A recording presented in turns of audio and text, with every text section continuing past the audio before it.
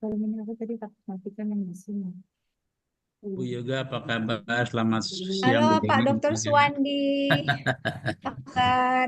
Halo, Ya Mas Widi, kalau kalau ada yang berbicara spotlight nih Mas Widi, jadi nggak saya dan Bu Dewi terus ya Kak, di kamera.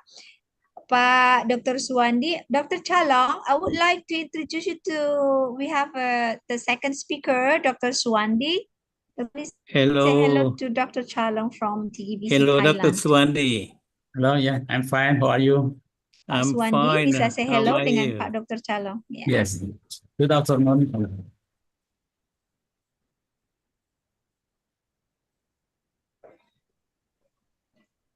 Itu namanya admin ya, baik Bu Yoga itu. Okay. Yoga, can you hear me? Um,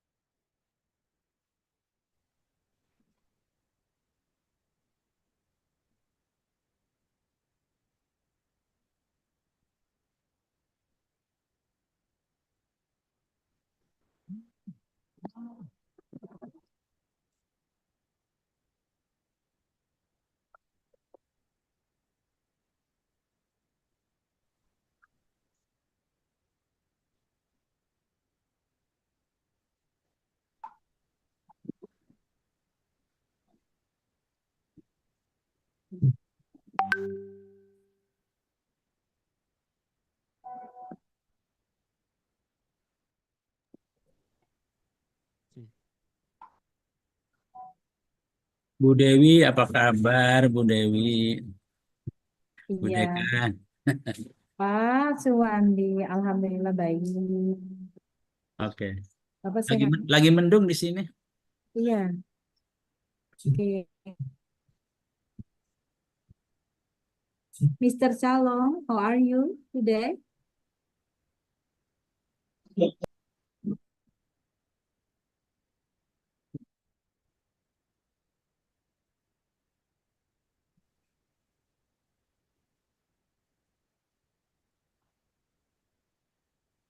Okay, Ibu Dewi, I think it's 1 o'clock already. Can we start? Oke, I don't, where is Mas Vidi? Mas Vidi, hello. And Bu Eva, could you Yes. please to start? Thank you. Thank Okay. you. It's your turn. Start now. Okay. Good afternoon, ladies and gentlemen. We're delighted to welcome you to the third International Conference on Global Innovation and Trend in Economic 2024. Introduce me, Eva Anggra, as the Master of Ceremony for this seminar. The conference aims to establish international scholar and academic community in pursuing global innovation and trend of research in economic. In addition, this conference is also intended to connect the scientists from the field of sustainability, business, accounting, management, taxation, and digital business. Hosted on by Faculty of Economic and Business Universitas Pancasakti Tegal, this conference has the topic Sustainable Economic Growth and Business Innovation in the Digital Age. It is an honor to me to introduce and welcome the guests at our screen, the Vice Rector of Universitas Pancasakti Tegal, Associate Professor Dr. Dean Noviani Rahmatika, the Dean of Faculty of Economic and Business, Universitas Pancasakti Tegal, Associate Professor Dr. Dewi Indriasi, and also our speaker, one, Dr. Chalong Tupsri from Thai Global Business Administration, Technological College, Thailand. 2. Associate Professor Dr. Suwandi, lecturer of Faculty of Economic and Business, Universitas Pancasakti Tegal. 3.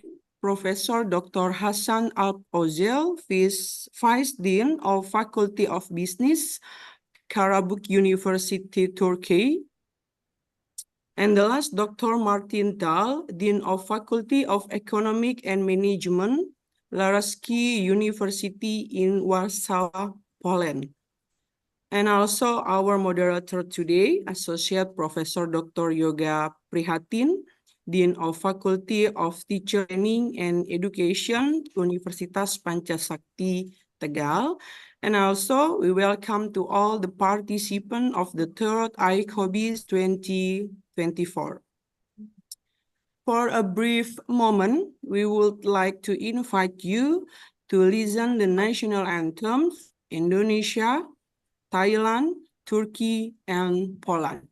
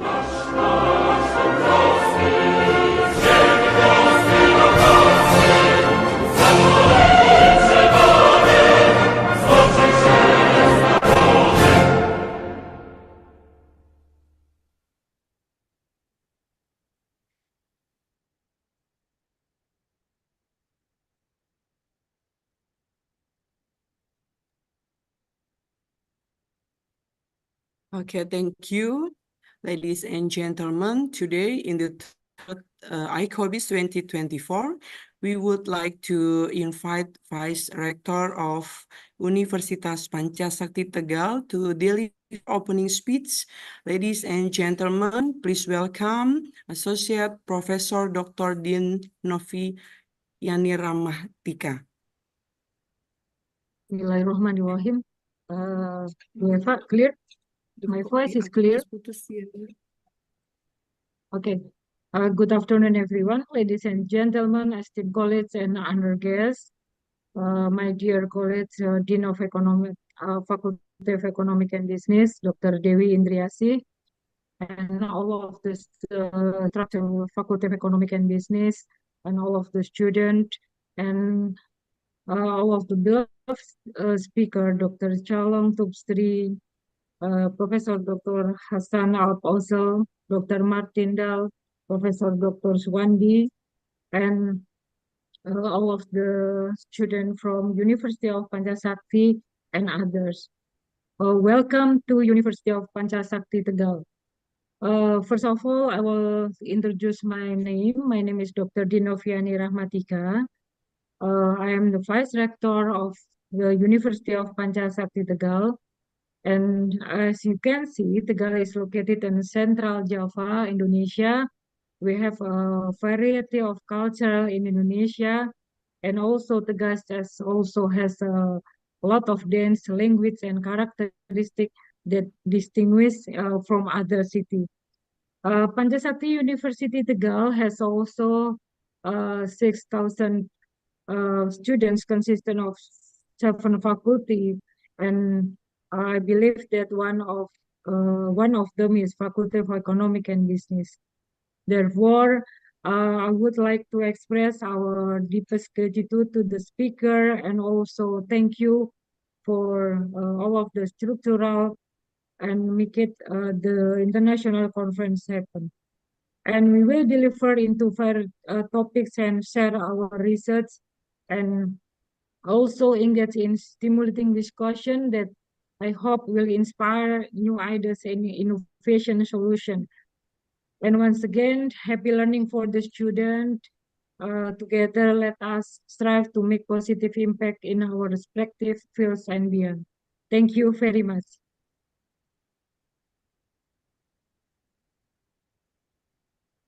Okay, thank you, Mrs. Noviani Rahmatika. We are now going to listen to the welcome speech delivered by the Dean of Faculty of Economic and Business, Universitas Pancasakti Tegal. Ladies and gentlemen, please welcome Associate Professor Dr. Dewi Indriasi. Okay, thank you. Bismillahirrahmanirrahim. Assalamualaikum warahmatullahi wabarakatuh. Good afternoon.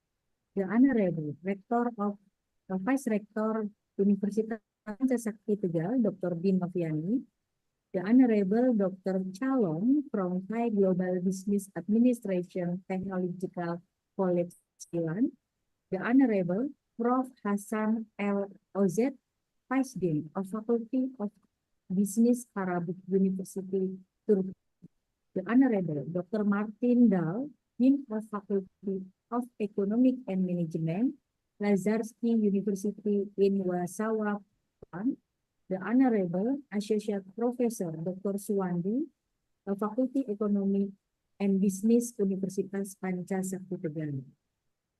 Ladies and gentlemen, allow me this opportunity to welcome all of this conference participants by first praying and our grateful and praise the Almighty God for all His blessing.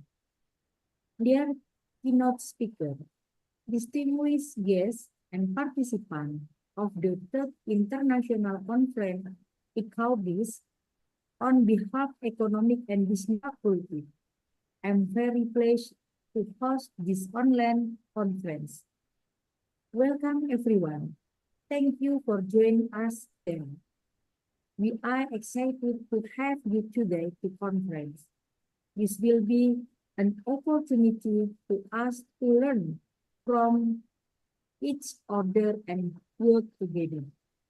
We must recognize the significance of global collaboration. We need to foster cooperation among professional and public in the creative application of knowledge to improve national productivity and competitiveness. Curriculum and teaching method must update to include border social and ethnic issues. International cooperation in economic and business promote knowledge exchange and contribute to safer and more purpose future that support sustainable human life. In line with Universitas Panca Sakti Tegal goal becoming a world-class research university, this international conference is a step toward achieve that vision. It's part in our commitment to contribute to Indonesia national productivity and competitiveness. We hope that together we can make a significant impact. To our esteemed guests and participants, thank you for joining us. Enjoy for this conference. Thank you very much. Assalamualaikum warahmatullahi wabarakatuh. Thank you, Mrs. Dewi Indriati. And now we will hold a photo session to keynote speaker, vice rector, the dean, as well as participants are welcome to take a position. Please open the camera, maybe. Okay.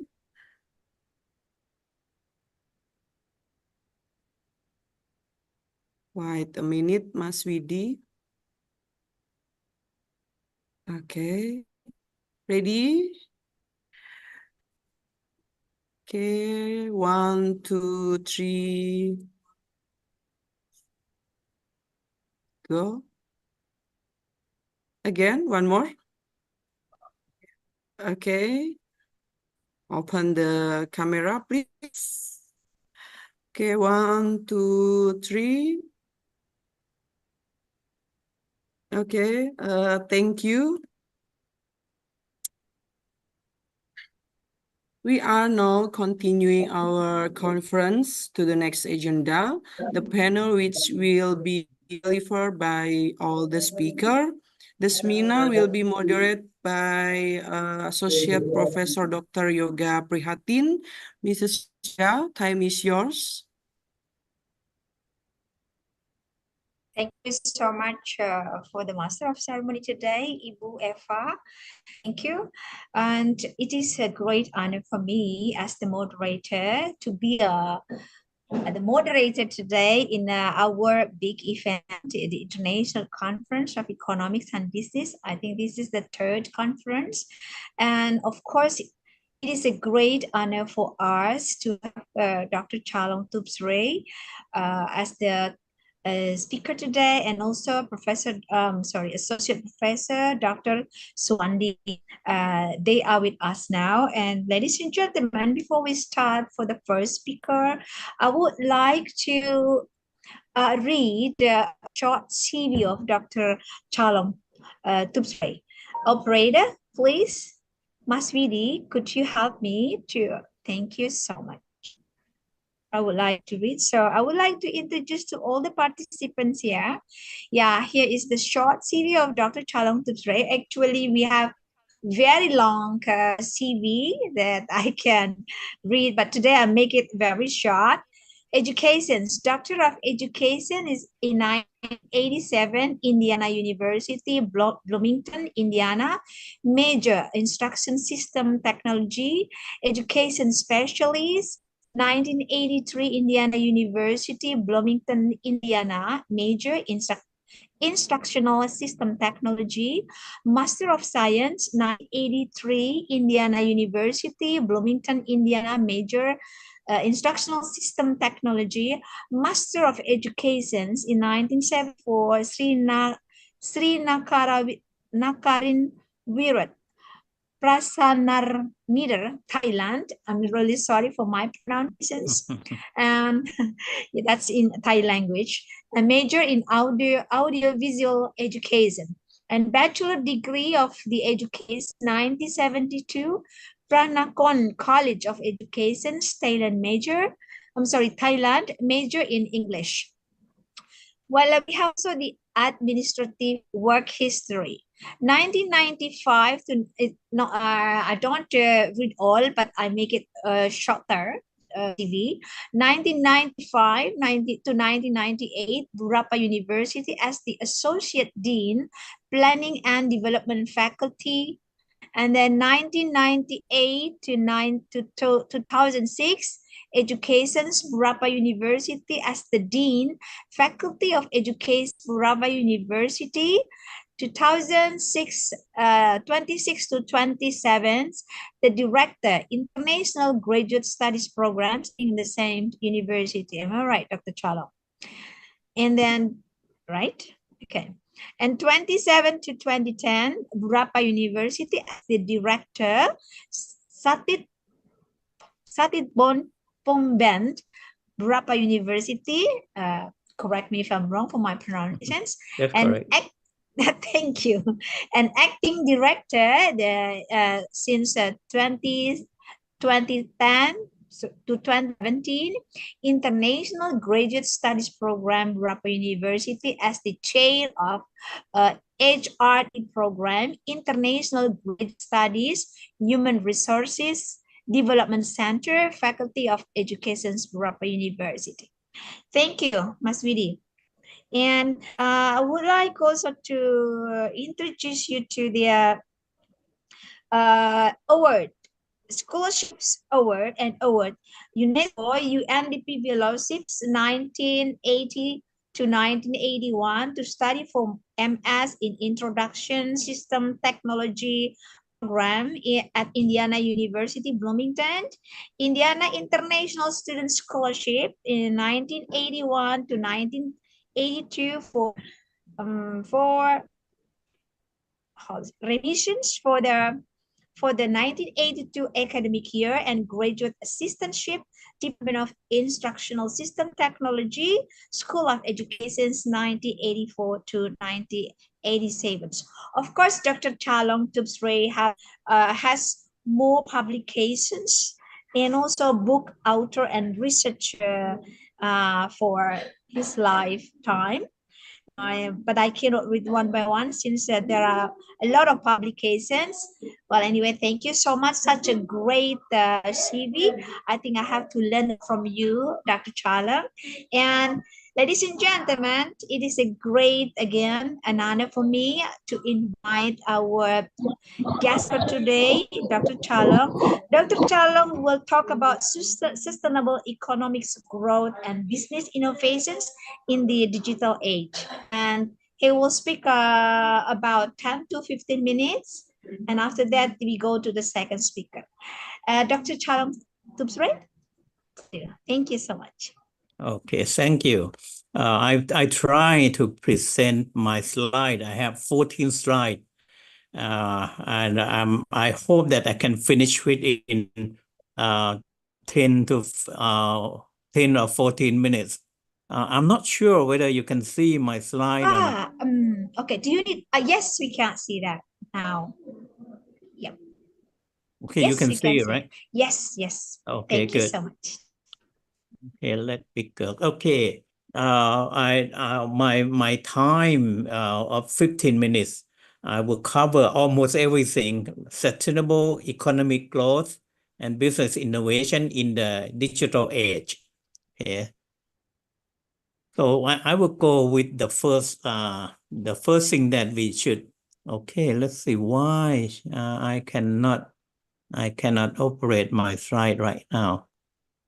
Hello, Dr. Chalon, do you need our help? So you can read and our operator will help you to share the screen. Yeah, maybe it would be better if you can help. So right Great. now I cannot operate from my So side. you have to close the PowerPoint first and then let the operator help you. Thank you. Okay, okay, good. Thank you, thank you.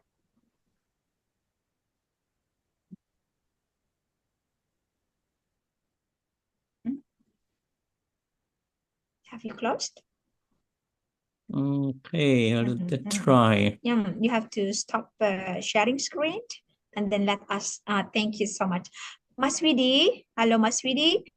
Share screen please for the Dr. Chalong presentations. Thank you, Mas Widi.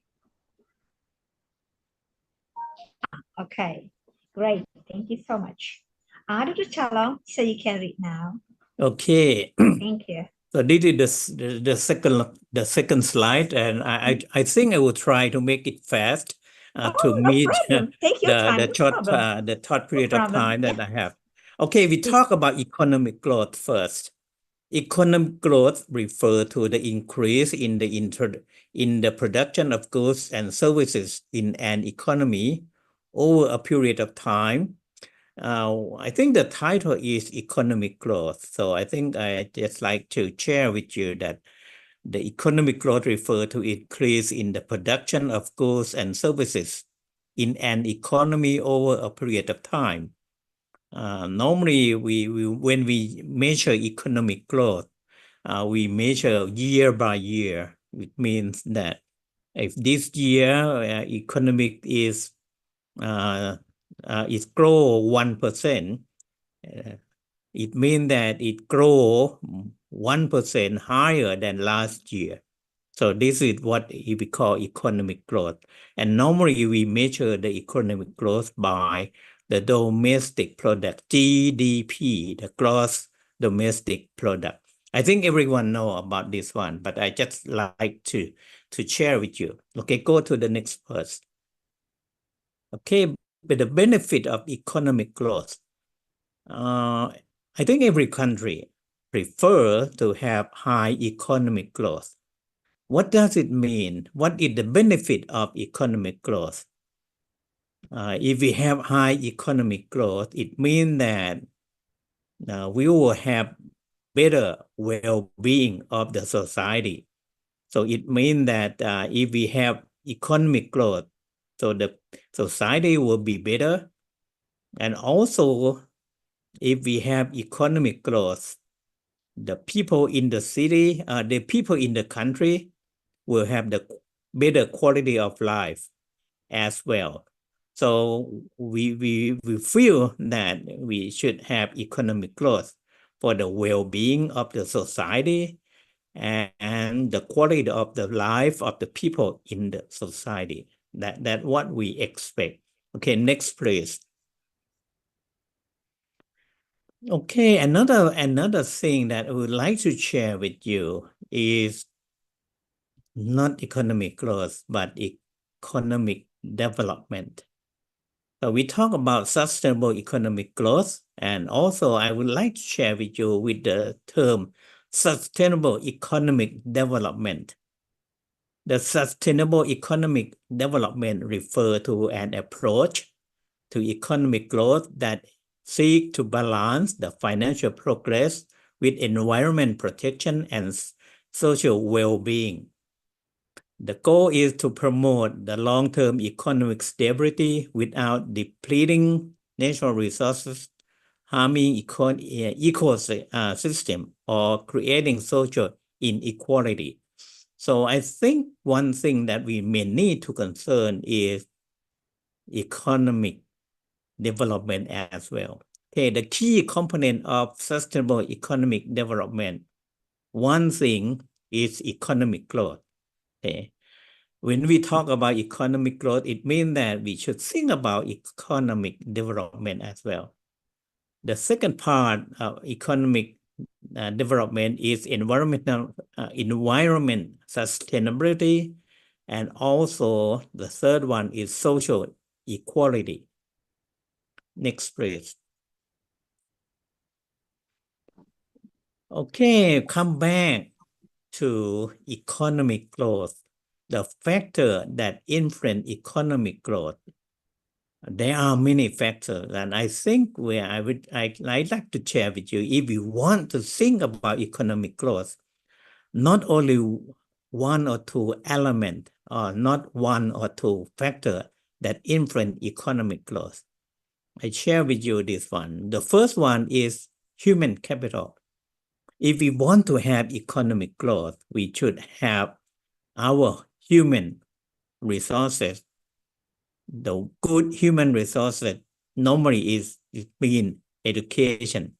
If we have higher education of our people, I think we will have more chance to have economic growth. Education, skill of the human resources, the health of the labor force or the health of the people. So those are, I think, maybe the first important factor concerning economic growth. Okay, the second part is physical capital, the investment in infrastructure, machine, and technology of the country. The third one is natural resources. Before that time, we think that, I think the slide disappeared.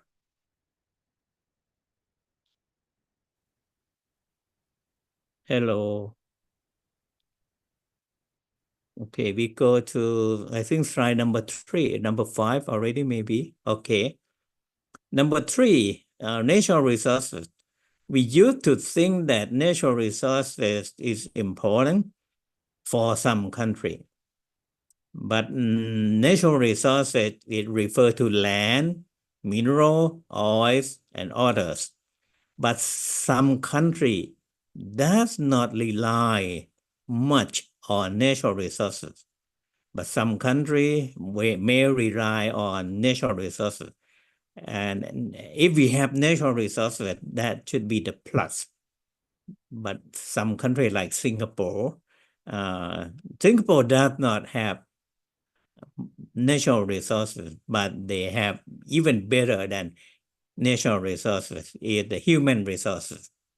Singapore has a very good human resources, and it can make the economic growth even better than just natural resources. Okay, number 4 is technological innovation. Number 5, labor supply and entrepreneurship. I think entrepreneurship is one of the key that may lead to economic growth as well. Okay, next please. Okay, another factor that lead to economic growth is consumer spending.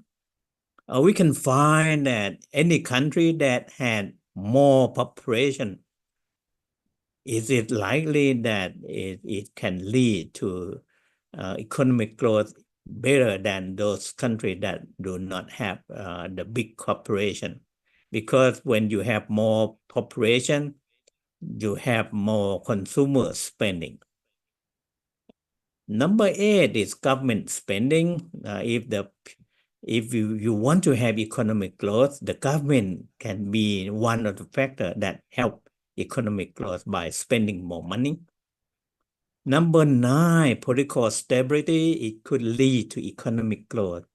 I believe that these few years we may not expect much of the economic growth because the political stability of the world right now, we have conflict in many parts of the world that will influence the economic growth as well. Number 10, law and regulation, trade policy, taxation, foreign direct investment. Those are the factors that will lead to economic growth as well. I may not have much time to talk more on those parts, but just to let you know that if we want to have economic growth, only the innovation or some other thing may not be the real thing that will lead to economic growth. Okay, now next please. Okay, we talk about business innovation. Business innovation refers to the process of introducing new idea, products, services, or even processes of business model that create value for a company and its stakeholder. If we want to, when we talk about innovation, it means that something new, okay, introducing something new. And I think in the digital era, I think we need new idea all the time. We can find that if we want to have the business, you may need to have new idea. The old idea may have gone, and if you don't have new idea, you are lag behind. Okay, business innovation involves finding novel ways to improve efficiency, meet customer needs, solve a problem, or size new market opportunity. So those are the business innovation. There are many things that we need to concern when we talk about business innovation. Next slide, please.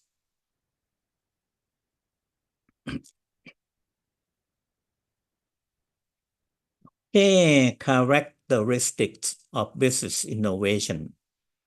When we talk about business innovation, one thing we may need to do is to have creativity and idea generation. When we talk about innovation, we cannot avoid creativity. We cannot avoid idea generation. And also the business innovation, it concerns value creation. It concerns improvement of transformation. And also, if we think about business innovation, it deals with the risk taking. And number 5 is ready to change. So when we talk about innovation, creativity, value creation, improvement of transformation, risk taking, ready to change. Those are the characteristics of innovation. Next, please. Okay, those are, I share with you some of the business innovations in digital age.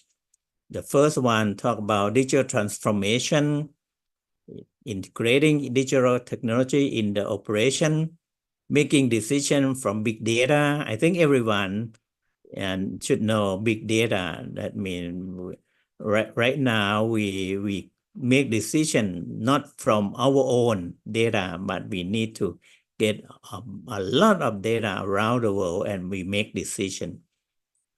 The application of AI and the machine learning, automation, robot, blockchain, and decentralization technology, those are the business innovation, cloud computing, and infrastructure, Internet of Things, or IoT.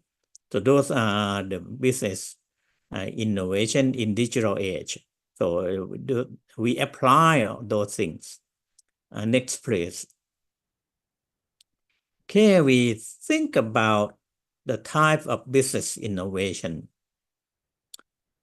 The first one of business innovation is product innovation. That means we have new products. Right now, I think everyone knows that we have mobile phone. The mobile phone normally is led by Apple, but I think Apple later on may have problem if they do not have change. They don't have new thing. Product innovation, and I think if we want to think about business innovation, we may need to think about product innovation. And also not only product, the process, the way to develop the product is the process innovation. Type of business innovation, the third one is business model innovation, service innovation, organizational innovation, marketing innovation. I think all of those, I think if we want to see which one should we consider, I believe that product innovation may be the number one that we should think about if we think about business innovation. Okay, next please. Why business innovation? Because if we have business innovation, it enable the company or enable the country to be more competitive advantage. We will have more competitive advantage if we have business innovation, and it help the country, it will help the company, or even the university to adapt things. Right now in the world, the thing change really fast. So we have to change, we have adapt accordingly. If we cannot adapt, if we don't change, we will lose. Number 3, enable growth and profitability. This is the benefit, the business innovation. Enable customer satisfaction and enable sustainability. If we have business innovation, maybe our economic growth may be sustainable. Okay, next please. We talk about business sustainability. For business to be sustainable, it should follow the following path. If we want to have business sustainability, 1, improving resources efficiency. Number 2, reducing waste. If we want to do anything, we may need to improve resource. That means use less resource, but get more output. That is improving resource efficiency. And also we should reduce the waste. If we have 0 waste, will be the best.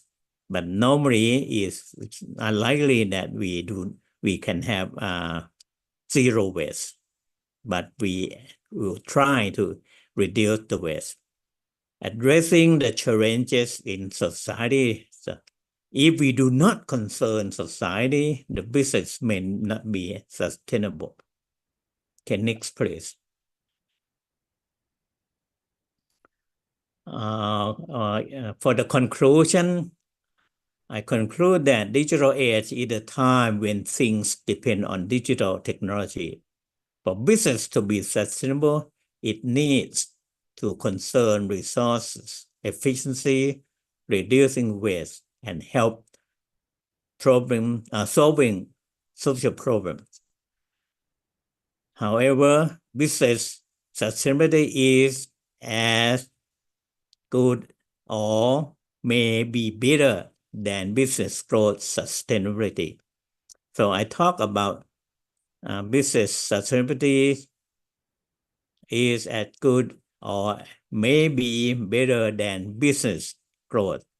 So my conclusion is that when we do business, I think should talk about business sustainability, meaning that we should think about environment, not only just profit. This is my conclusion. Thank you very much. Thank you. Thank you so much for the great, excellent PowerPoint.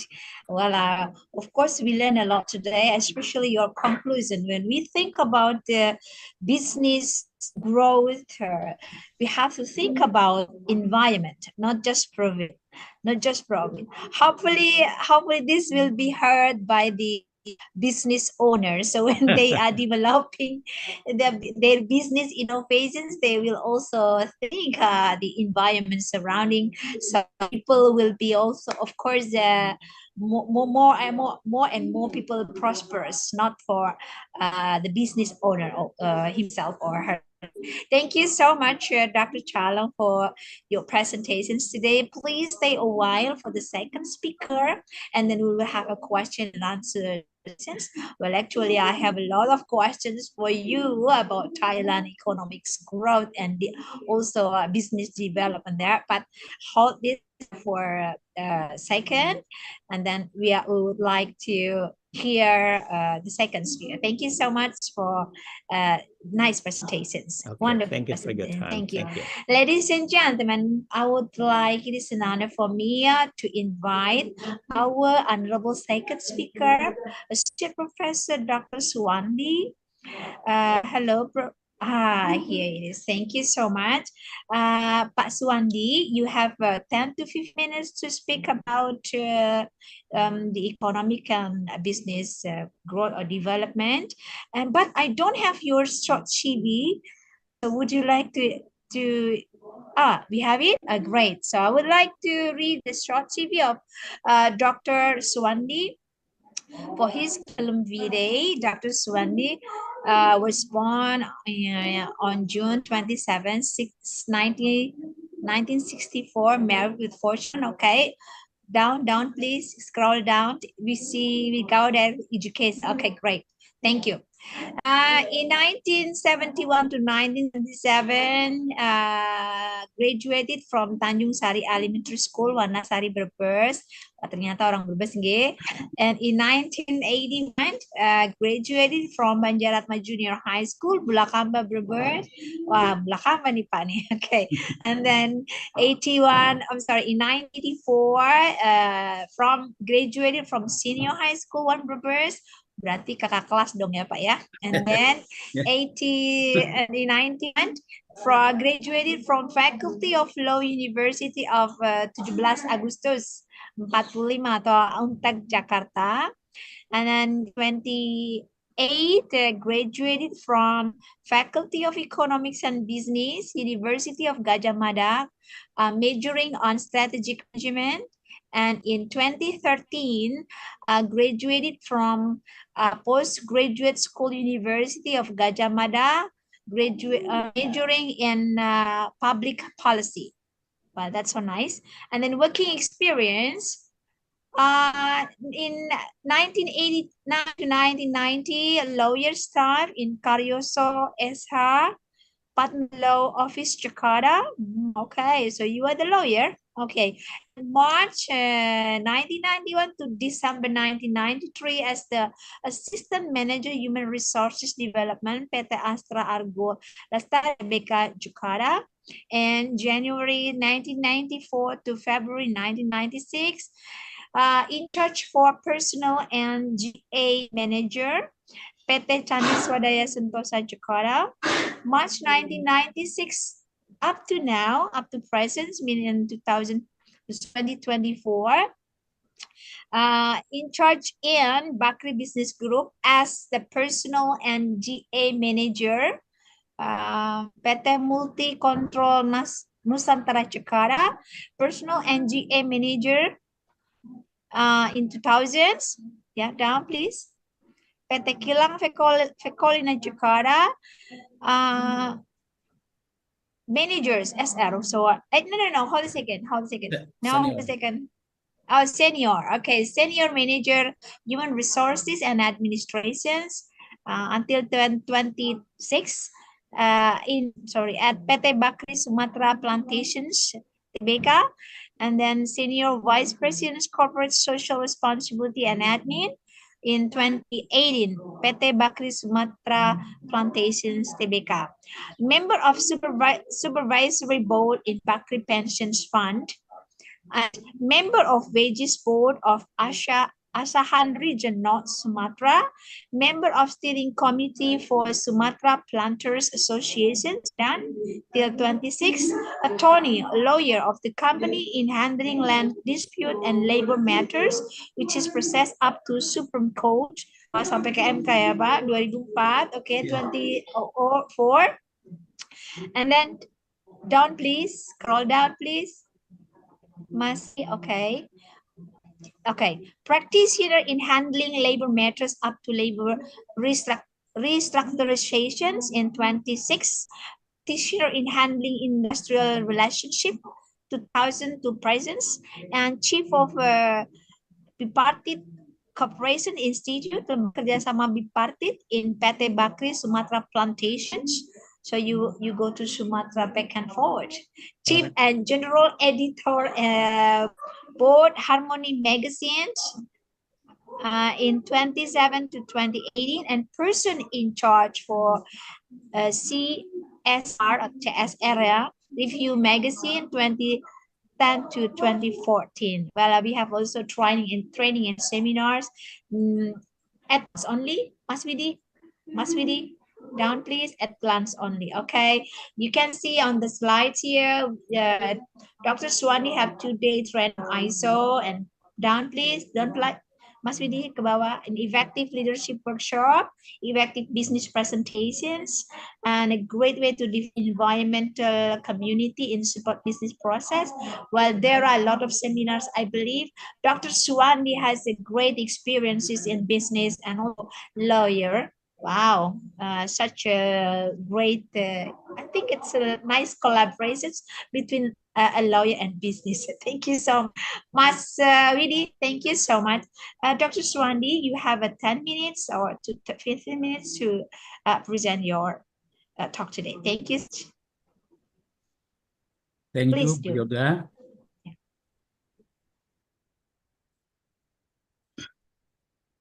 Assalamualaikum warahmatullahi wabarakatuh. Good afternoon, ladies and gentlemen. We would like to present about the CSR as catalyst for sustainable economic growth and business innovation in the digital era.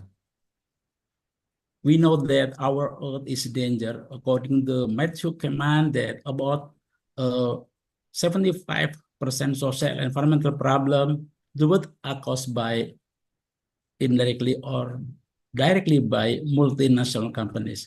We know that multinational companies in Pak our Suwandi, country tidak ada is suaranya. Kedengaran Miss Cici, kedengaran Cici. Miss Yoga juga tidak ada. okay. No, kedengaran Pak Suwandi, kedengaran berarti Cici yang bermasalah. Go on. Yeah. I will continue, and then according to new study led by UCL and Tejan University, that 20% multinational companies produce CO2 in the world. And now we want to inform you about what is the CSR. If we read about the CSR, is the first that is responsible by organization for the impact, and then decision activities to the environment through transparent and ethical behavior that contribute to sustainable development, including for the stakeholder and the final international norm and behavior, and is integrated throughout the organization. And on the right, CSR based on ISO 26000, this there are 7 practices that the first, human rights, labor practices, the environment, fair operating practices, consumer issues, and CID, community involvement and development. Why CSR and why now? Because as business entity, every company can release itself from the effect of external environment. Likewise, every business decision of the company affect the external environment. The mutual effect demand the company to include the external environment as an element in every strategic decision. That is evolution of CSR from the age of greed until systemic CSR in the age of responsibility. Sustainable development, according to the Brundtland Commission, 1987, there are 2 concepts. Concept of the one is the concept of needs, and number 2, the idea of limitation imposed by the state of technology and social organization on the environment as ability to meet present and the future need. So if we talk about the sustainability, we always take account for new generation or future generation. So development that meet the need of the present without compromising the ability of future generation to meet their own need. That is principle sustainability. And we know that according to Porter Kramer, 2002, 2006, and 2011, the closer CSR initiatives are to companies or business, the more competitive its advantage become. Because this is the economic benefit received company aligned with the social benefit is provides to the community. There is CSR principle. There are three: sustainability, accountability, and transparency. Sustainability, we have explained, and accountability is concerned with organization recognizing that its action affect the external environment and therefore assuming responsibility for the effect of its action. And transparency principle means that the external impact of the action of the organization can be ascertained from that organization reporting, and pertinent facts are not disguised within that reporting. Stakeholder. Sometimes we still confused about meaning of stakeholder. Maybe we realize that many students or lecturers in this campus have not fully understand about scope of stakeholder, about stakeholder definition. Actually, stakeholders consist of many parties like shareholders, media, employee, and opinion leader. So the principles stakeholder, corporate have many stakeholders who influence each other in the company's operation process. So by definition, according to Whedon, that stakeholder is any group or individual who can affect or is affected by the achievement or the organization objective. Digital innovation and corporate social responsibility have close and mutual supportive related. We can read this in slide that enhancing CSR program efficiency, better communication, responsive to the social needs, and innovation social solution. Better communication, digital technology facilitates communication between companies and stakeholders. Through digital platform and social media, companies can share information about CSR initiative, receive feedback, and build closer relationship with the community. Example how technology can be applied in CSR program, big data. We know maybe everybody knows about the big data used to collect and analyze data related to social and environmental impact to identify area for improvement. And then Internet of Things, blockchain, and sentiment analysis. According to blockchain, we know that enhanced supply chain transparency by tracking product from production to delivery, ensuring compliant with ethical standard. The opportunity for digital innovation in implementing CSR program, greater impact scale, stakeholder engagement, efficiency reporting and tracking, deep data, innovation CSR, broader collaboration, and everybody can read in this slide maybe. And we will give example about many companies that use about the digital innovation. Unilever, everybody knows about product from Unilever. Efficiency use big data to analyze supply chain and aid to plan production and distribution. Transparency, we know leverage blockchain to track the origin of raw material, ensuring responsible sourcing. And impact utilize online platform to communicate and measure the impact of CSR initiative. Google, efficiency, manage this energy and water consumption with IoT and uses cloud services for CSR data. And transparency, employs blockchain to track donation to non-profit organization. And Tesla, everybody knows about Tesla produce electric vehicle for efficiency, utilized to IoT to optimize energy use, and EA for planning electric vehicle production. And more important that transparency employs blockchain to track the carbon footprint or vehicle production. Thank you. This is our presentation. Thank you, Ms. Yoga. Thank you, Dr. Swandi. Thank you so much for excellent presentations about CSR or CSR program in the business innovations. Well, of course, by reviewing your experiences in business and economics development, I think the expert of the business and economics innovations, and also because you are one of the practitioners. Well, ladies and gentlemen, and dear students, we have about 208 participants here, Dr. Swandi and also Dr. Chalong.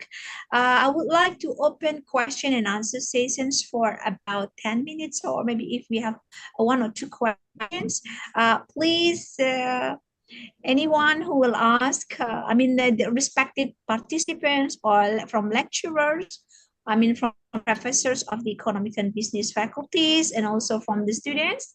Are there any questions, please? Well, I'm really interested in the CSR program, in the impact of CSR program in the economic growth or economic economic growth and economic development, the impact in economic growth, I think. But let's see, before I ask, I would like to give this very good opportunity to the students and the lecturers. Dr. Dewi, do we have the questions? Dr. Dewi, do we have the question, the students? Mas Widi, ada yang raising hand, tidak? Hello, students, or maybe from the lecturers. We have Rafif. Thank you so much, Rafif. Tell me, to whom is your questions? Kemana bertanyanya? It's an honor for me to have Rafif. Please do. Okay, thank you. What is meant by sustainable development in business? What does it mean by sustainable development in business? To whom is your questions, Rafif? Kepada siapa pertanyaannya? Mr. Swandi. Oh, Mr. Swandi. Okay, Dr. Swandi, you have a question. What does it mean by sustainability and development? Thank you. Thank you, Rafif. Dr. Swandi, please do. Okay, thank you, Rafi. If we talk about the sustainability, such as we explained before, that there are two concept components. The first is the limitation, and then the second, how to can meet present, and then without compromising to need future generation. So there are two models in sustainability. Like this, Rafi. Jadi only limitation and then sustainability for meet future generation. Okay, so sustainability is more important, right? More important for the future. Swandi. Yes. Sustainable. Okay, thank you so much. Rafif, does that answer your questions, Rafif? Menjawab pertanyaan, Rafif? Hello, Rafif. Yes or not? Yes? No, yeah, thank you. Okay, thank you so much. Well, we have I think there are more questions, but I would like to pick one of them. Indi Kaiza Zulfa. Hello, Indi. We have also Putri here, but okay, let me go to Putri first. Putri, please. Putri, hello. To whom is your questions, Putri? Kepada siapa pertanyaannya, Putri? Assalamualaikum warahmatullahi wabarakatuh. Waalaikumsalam. I would like to ask about sustainability on companies for Dr. Swandi MBA. Indonesia is a tropical country where all areas get enough sunlight, so solar panels are very suitable to be applied in Indonesia. On the CNN Indonesia news page that I read, it was stated that Coca-Cola Amatil has been using solar panel as a way to save energy. If companies implement these solar panels, will it affect the company's operation? Then what are the benefits for the earth if it is done? Thank Okay. you. Well, is that clear, the questions, Dr. Suwandi? Clear. Okay, great. Thank you. Okay. I will try to ask for question from the Putri Alafia. We know that solar panel is very good as a good model because a solar panel can reduce about CO2 in country, because we know that according the UC and TANS, 20% CO2 produced from the multinational companies. If there are the company that change from the electrical to the solar panel, that is very good. That is to reduce about the CO2 and one of the CSR initiative. I think like this, Ms. Yoga. Okay, thank you so much. Mm. Putri, do you get the point of Dr. Suwandi's answers? Yeah, I get it. Thank you, Dr. Suwandi. Okay, you are Getting it. welcome. Thank you. Last questions, please. We have Adir Okta Carolina. Adir. Oh, we have someone. Oh, Indi. Okay, Indi. Please, Indi. Yeah, Indi. Last questions. Assalamualaikum warahmatullahi wabarakatuh. Izin bertanya kepada Bapak Suwandi, how can companies leverage big data to market products aimed at improving operational efficiency and product innovation without compromising consumer privacy? Atau bahasa Indonesianya, bagaimana perusahaan dapat memanfaatkan data besar untuk memasarkan produk yang bertujuan untuk meningkatkan efisiensi operasional dan inovasi produk tanpa mengorbankan privasi konsumen, Pak. Terima kasih. Miss. Okay. Miss. Yeah, I will second. answer. Okay. Yeah, please. Yeah, okay. Big data.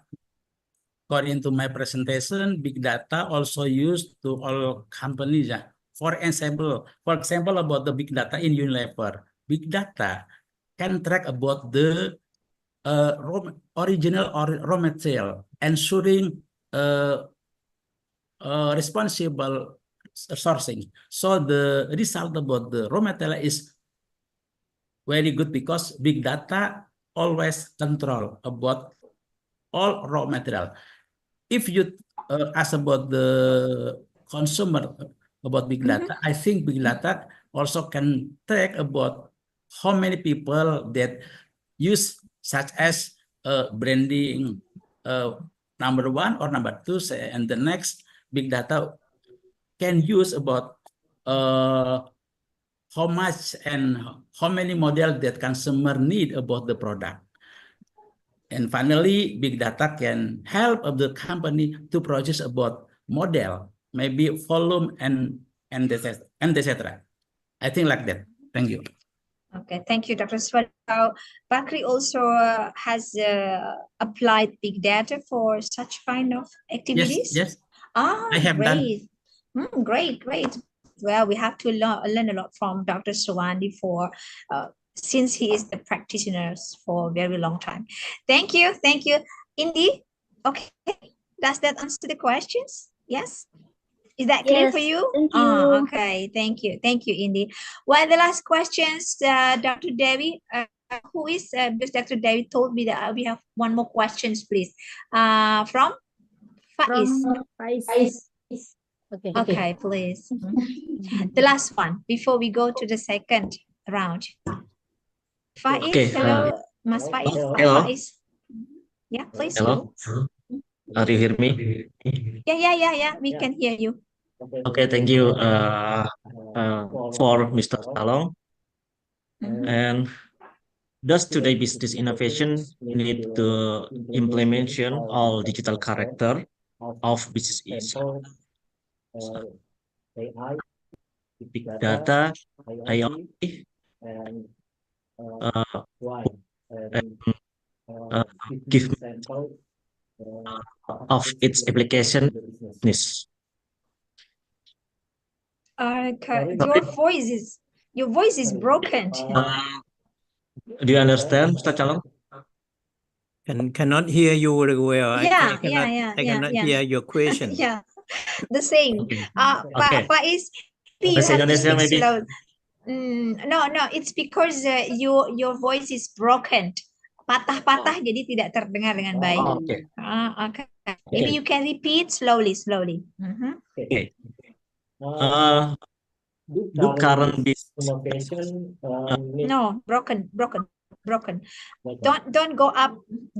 Ya, di mikrofon, stay di mikrofon, jangan lihat ke atas. Jadi kita bisa dengar suaranya. Karena kan lihat ke atas jadi bisa dengar suaranya. Okay, sorry to say in bahasa. Make it clear. Yeah, okay. Thank you. Okay. Please. Repeat again. Mhm. Okay. Do current business innovation need to adopt all business characteristic?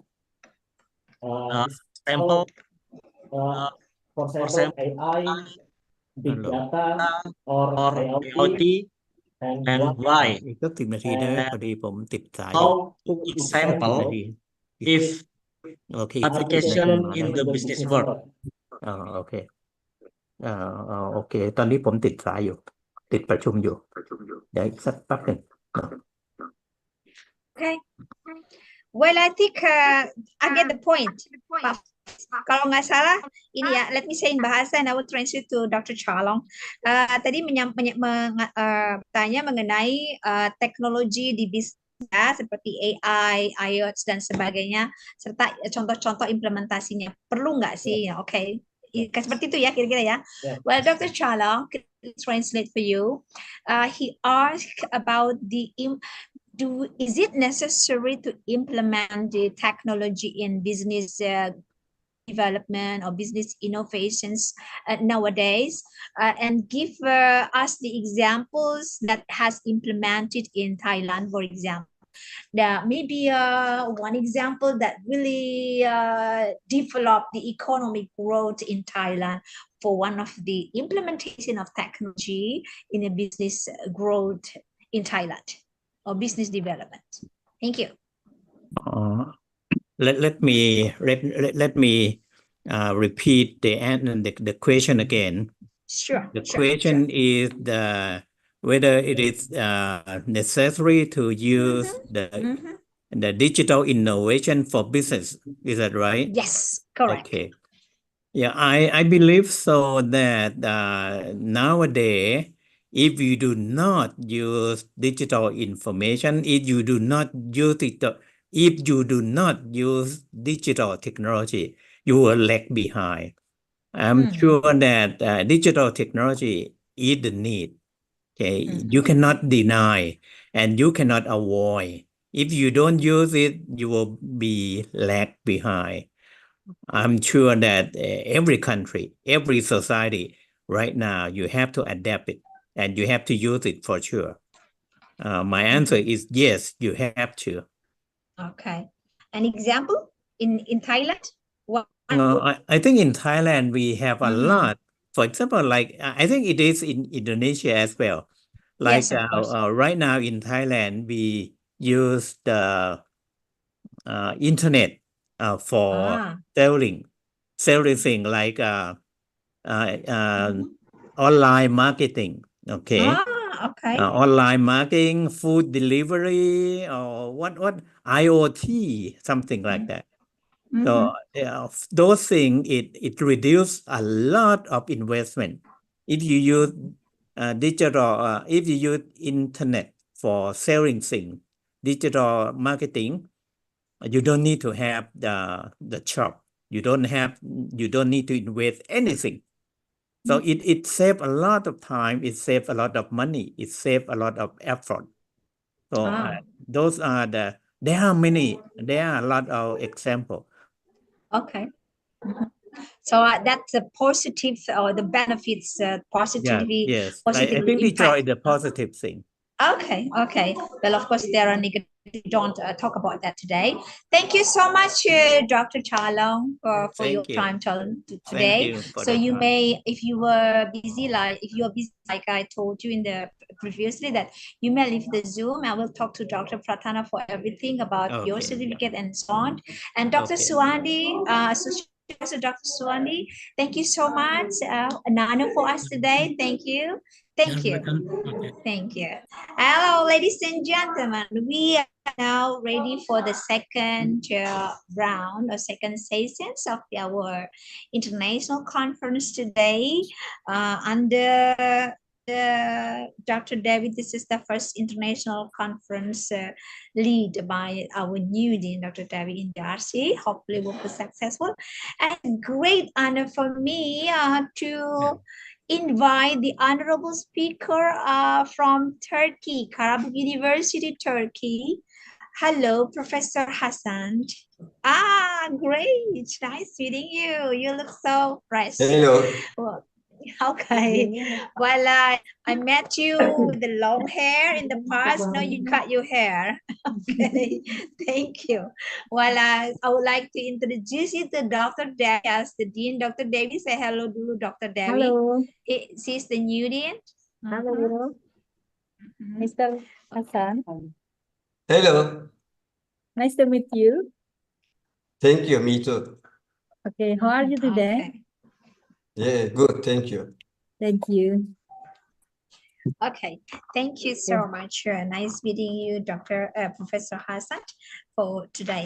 Well, ladies and gentlemen, before Professor Hassan to present his talk, I would like to introduce his short CV to everybody. Maswidi, please help me. I take it from the internet, so hopefully it's not wrong. Maswidi, help me for Professor Hassan Ozil short CV. Maswidi, thank you. Ladies and gentlemen, here is here is the short CV of Professor Dr. Hassan Ozil. I found in this site, the website, right? Education history. He's a doctorate in Turkey Istanbul University Social Bilimler Enstitüsü İktisat. So correct me if my pronunciation is wrong. Oh, correct. Great. So I can learn language, Turkish language. And postgraduate Turkey. Okay. Çanakkale 18 Mart Üniversitesi Social Bilimler Enstitüsü İktisat in 26. Okay. Correct? Yes. Okay, great. You Okay, talk great. better than me in Turkish. Thank you. Thank you. I think you have to learn Bahasa Indonesia then. Well, undergraduate, Turkey, Çanakkale 18 Mart Üniversitesi Biga İktisadi ve İdari Bilimler Fakültesi Kamu Yönetimi Bölümü 1999 to 23. And now research field. His research fields is social humanities and administrative science in macroeconomic, growth, inflation, and employment. Correct? Yes. Okay, thank you. That's your short CV. I don't put the publications here because there are too many. So I give only, I introduce you everybody here for your short CV only. Well, ladies and gentlemen, now it's Professor Hassan Ozil presentation. You will have 10 to 15 minutes. Thank you. Please do. Can you share the Yeah, my yes, sure. presentation? Operator, please help to share the presentation. Thank you. Thank you.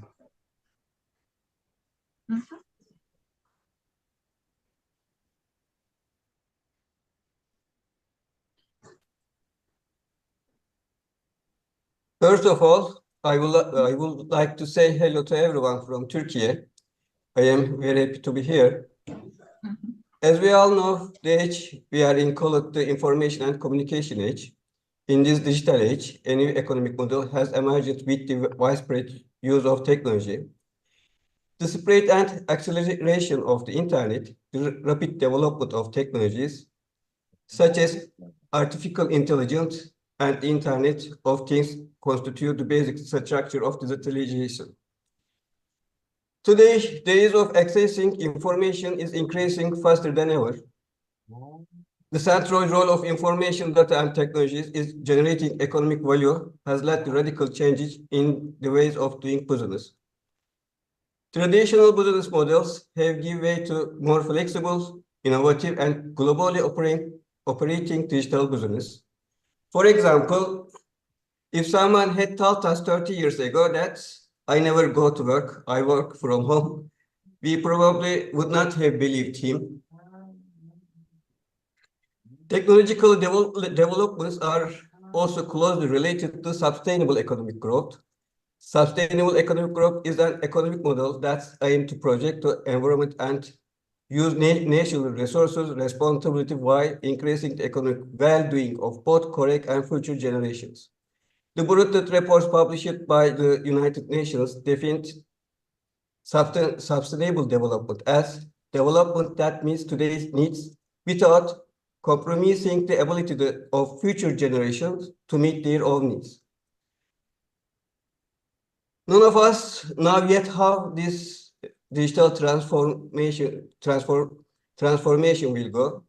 However, the digital economy is changing traditional economic activities. Innovative solutions offered by digital infrastructure and technology are changing production and trade process. The most distinctive features of the digital economy are that information and data have become the basic production factor. Access to global markets has become easier through digital platforms. The importance of digital services in creating economic value is also increasing.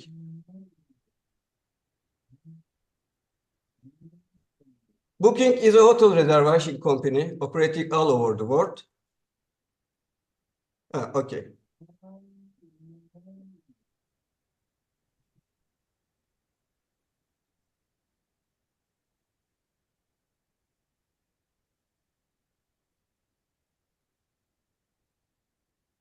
Sorry. Booking is a hotel reservation company operating all over the world. However, Booking does not own any hotels. Similarly, Airbnb does not own any houses but rents them.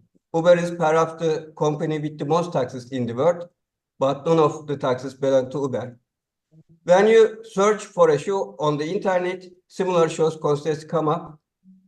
At the point where technology has reached artificial intelligence market products that you may be interested in, not every product. There are many academic articles on globalization. I think digitalization will also surpass globalization. The impact of digitalization on economic growth is evident in the acceleration of production process, increased efficiently, and emergence of innovative business models. The opportunities offered by digital technologies allow business to manage their activities more efficiently and reach wider markets. Digitalization also supports growth by increasing the volume of global trade. Even small and medium-sized businesses can increase their income by accessing global markets through e-commerce platforms. Today, you can buy a game from PlayStation no matter where you are in the world. You can put a game you brought at home on Play Store and earn money. You can continue watching a series on Netflix when you go on vacation on another state. Digital products tracking systems can make recycling and reuse process more transparent and efficient. In addition, digital platforms can allow customers to have more information about the environmental impact of products can contribute to the spread of sustainable consumption habits.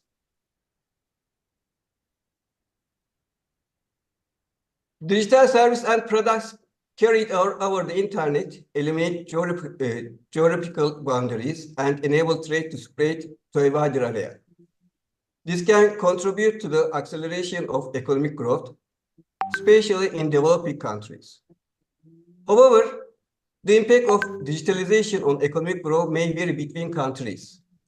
While developed countries benefit from this growth advantage by adapting to digital technologies more quickly, developing countries may lag behind in this process due to lack of digital infrastructure. This situation, called the digital gap, can lead to deepening economic inequalities on global scale. Therefore, when evaluating the effect of digitalization on economic growth, access to digital infrastructure and digital skills should also be taken into account, while the developed countries are gaining a greater share of the digital economy by making large investment in digital technologies. Developing countries face various challenges in the global digitalization process. For example, while production costs decrease in developed countries thanks to digital technologies, failure to adapt the digitalization in developing countries may lead to decrease in the export and industrial capacity of these countries.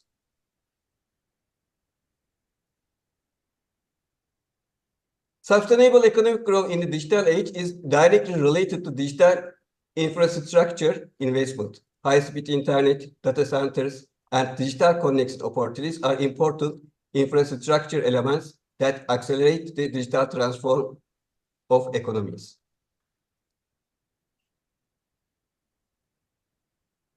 The role of government is of great importance in ensuring sustainable economic growth in the digital age. Digital economy policies can ensure that the opportunities brought by digitalization are evaluated in the best way and sustainable development goals are achieved. However, the creation of these policies requires taking into account the environmental and social impact of digitalization.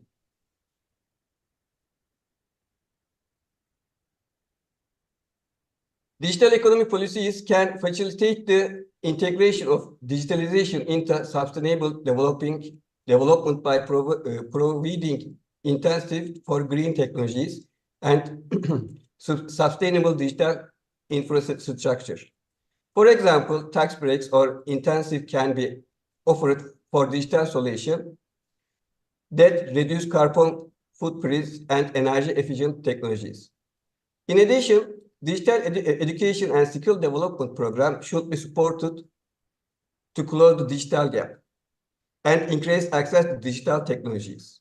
Such policies also increase social inclusion in the digital transformation process, allowing wider audience to be included in the digital economy. However, in addition to growth opportunities of the digital economy, some risks shouldn't be ignored. The digitalization process threats the traditional business models due to the intensive shift of economic activities to the digital platforms and can lead to job losses in some sectors.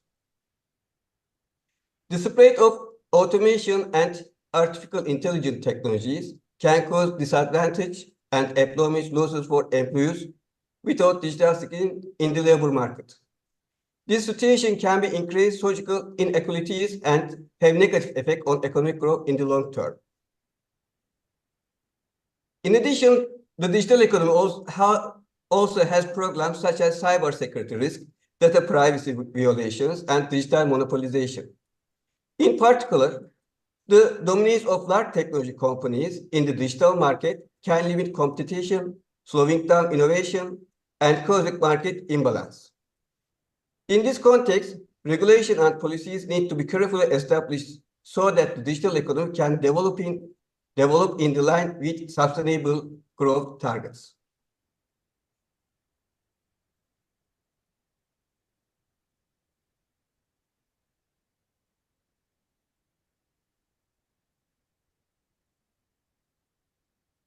Based on the PVT dataset, I built a model that examines the effect of human capital on economic growth for many countries. There are 4 different models. The models cover different years. In the first and third model, human capital is not included in the system according to the established model result. Human capital in the solo model estimate both increases the effect of investment and supported economic growth.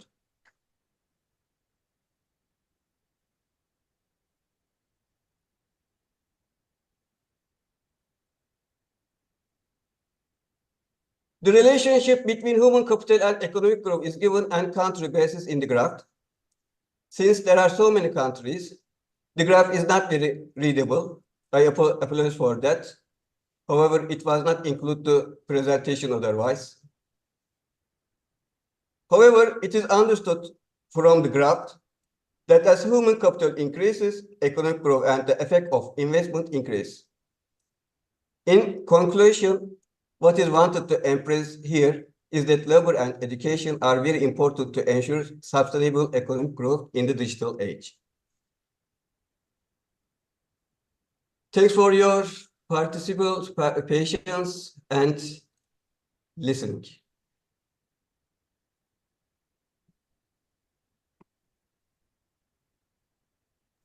Thank you so much, Professor Hassan Al-Fuzu, for your excellent presentations.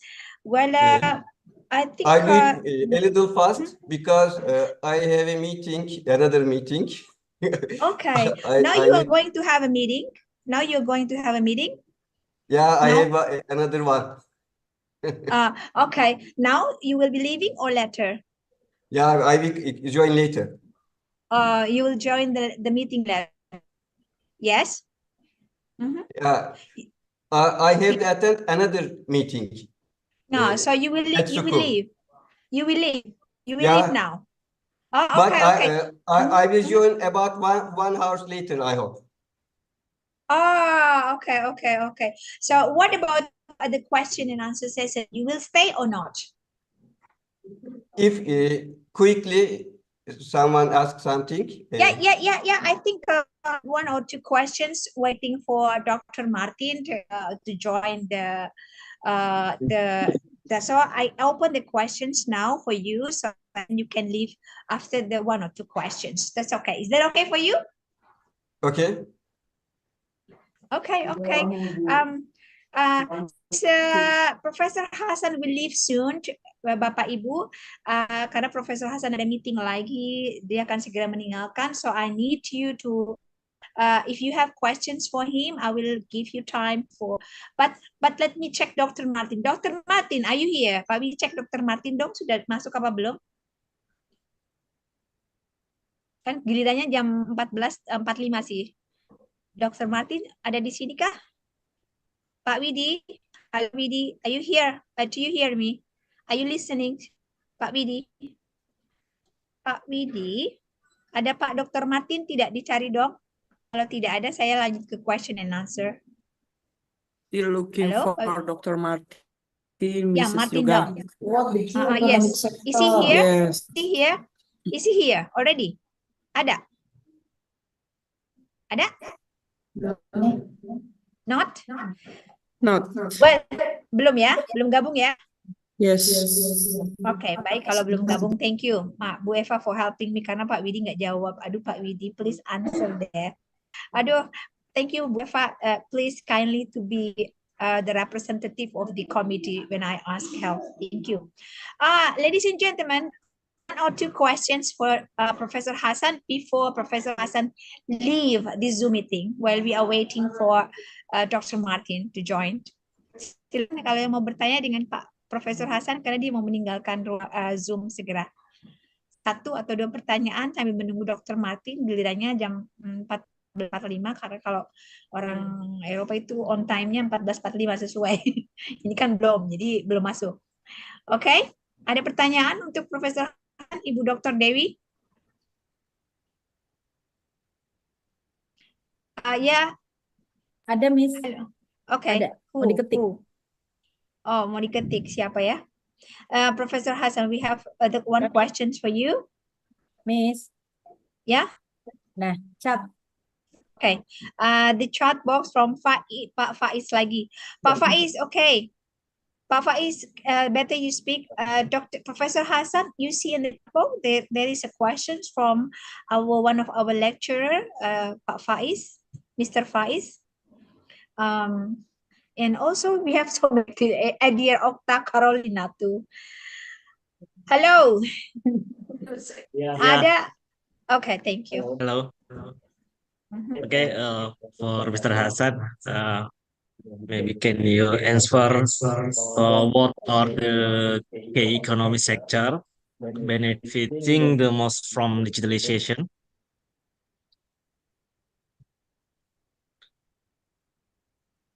Hello. Mhm. Professor Hassan, one question for you in a chat box. Chat box. Yes. What sectors benefiting most from digitalizations? In Turkey, maybe. In Turkey. It is a digital gap between Mhm. developing and developed countries. So I think that the important sector is education, but digital education. Mhm. So what is that most? Countries needs lots of employees in this sector because You have a voice. classic trade is lower. For example, you export tomatoes is not same you export iPhone. Oh, okay. So electronic is number one. Yeah. The benefit more is the electronics from the digitalization. I agree with you, I think. Intelligent So many- technologies is Intel. most important. Okay. Now is the most important. Okay. Mas Widi, suara yang lain di mute dulu Mas Widi. Okay. Well, thank you. Pak Faiz jelas ya tadi. Electronics is the most benefits and AI is the most important. Well, one more, please, before he will be leaving. Yeah. For example, we meet here, Chat box. Okay. The last questions, Dr. Professor Hassan from in the chat box siapa? Nggak ada tuh, belum ada. Me. Okay, Ibu Yes. Eva. Okay, Wait please. a minute, Miss. Yeah, okay, thank you. Please speak. Ibu Eva, please do. Yes. Langsung bicara aja.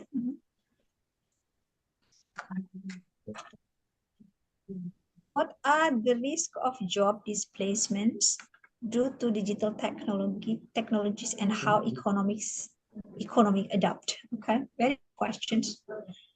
Professor Hassan, you see the chart box from Ibu Eva. sorry. Ibu Eva, you can see? No? No. Okay. Okay. You see Now I that. see. Yeah. Okay, great. What is the risk of job displacement due to digital technologies and how economists adapt? The answer is basic. You cannot do it without education.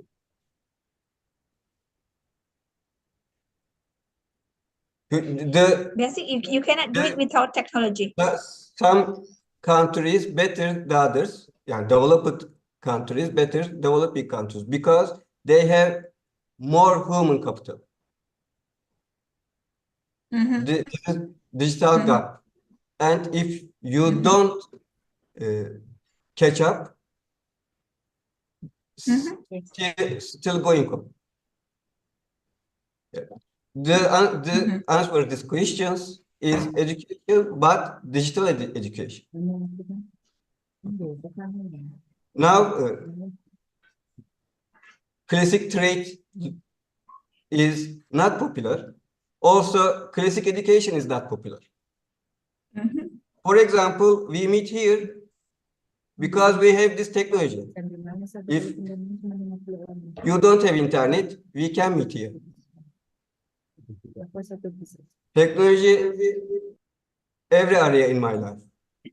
And no one knows where the technology goes. Every day, new technology is created. If you don't adopt this, you don't have job. Okay, I can understand it. Gueva, Yes, is okay, that clear for clearly. you? Thank you, Mrs. Yoga. Oh, clear. Okay. I Well, hope so this answer is enough developed for your countries, question. of course, benefits more than developed countries because they have Thank you, Prof. Hassan. and also human capital. Would they, My Divya? presentation, the last page, it Yeah. shows that human capital effect Yes, on yes, growth. yes, I So saw that. if you don't have enough human capital, you don't grow. You are right. Human capital and technological infrastructure. They are very much influencing in their the benefits more. But maybe Turkey is not maybe Turkey is developed country, so Turkey is more in the digitalization, right? Yeah, Professor Sorry. Hassan.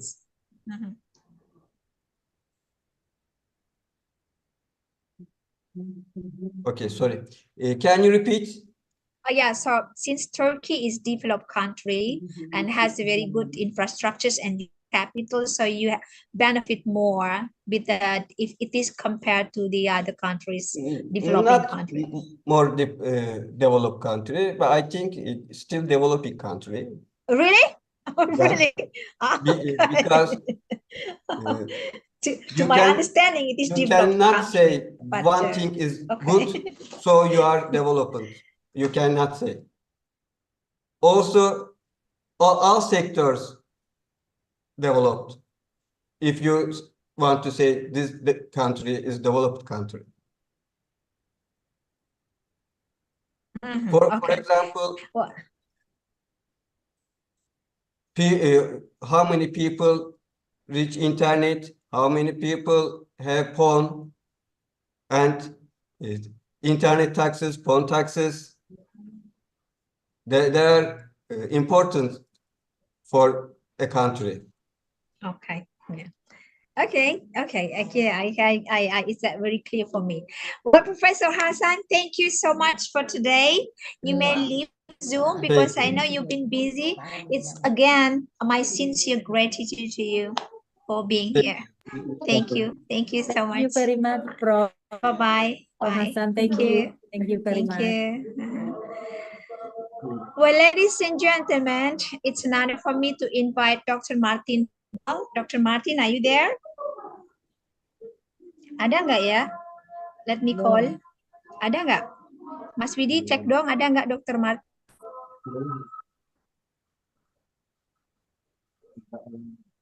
Belum join, Bu. Dr. Martin, it's your turn. Sorry to call you. Yeah, thank you. Hi, nice meeting you. Okay, I can waiting. We are waiting. Thank you. Lagi mau masuk, kita menunggu azan selesai. Oke. Thank you, Miss. Thank you. Ini harus ditelepon soalnya. Please deh, jadi ribet sendiri. Oke, just a moment. Dicek sambil dicek Bu Eva. Pak Dokter udah di sini belum? Yeah. Dr. Martin, are you here?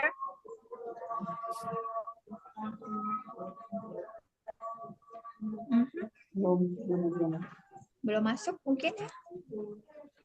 Udah. Belum. Martin? Belum. Martin. Belum ya? Oke.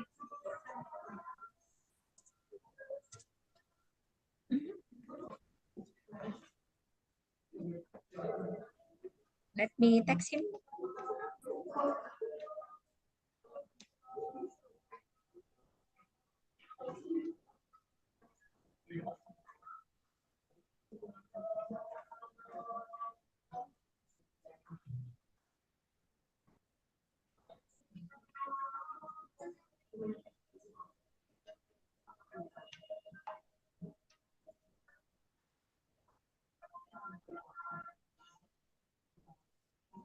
Where is me, Dr. Martin?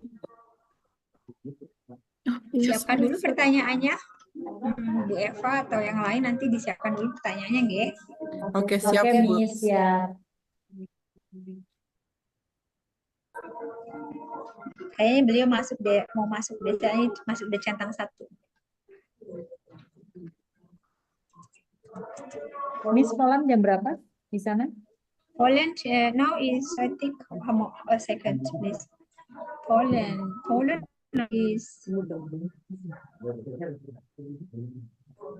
is 9:46 9:46 AM. Jam berapa tadi katanya?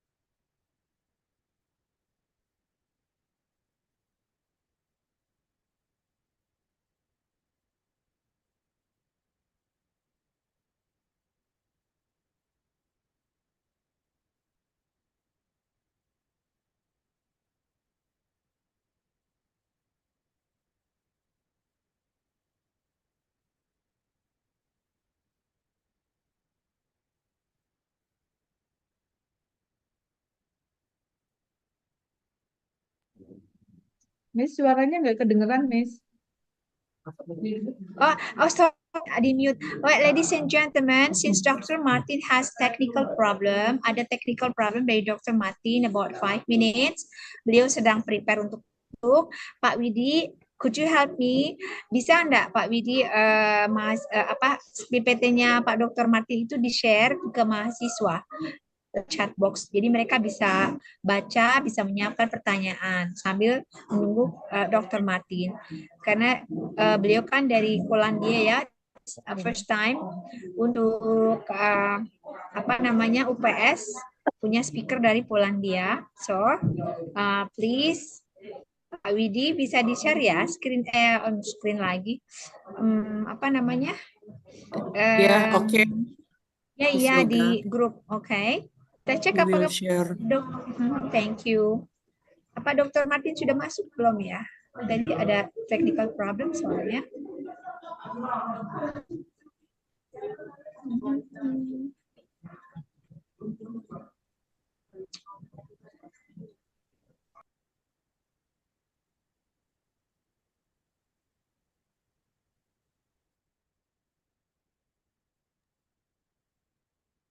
Mute again, Miss. Suaranya tidak terdengar, Miss Yoga. Bu Dewi untuk mahasiswa diperintahkan stay ya sambil menunggu Pak Martin, kurang satu lagi sayang soalnya. Nanti ini Oke, Miss. Oke. Ambil gorengan. Dr. Martin is in. Dr. Martin, hello.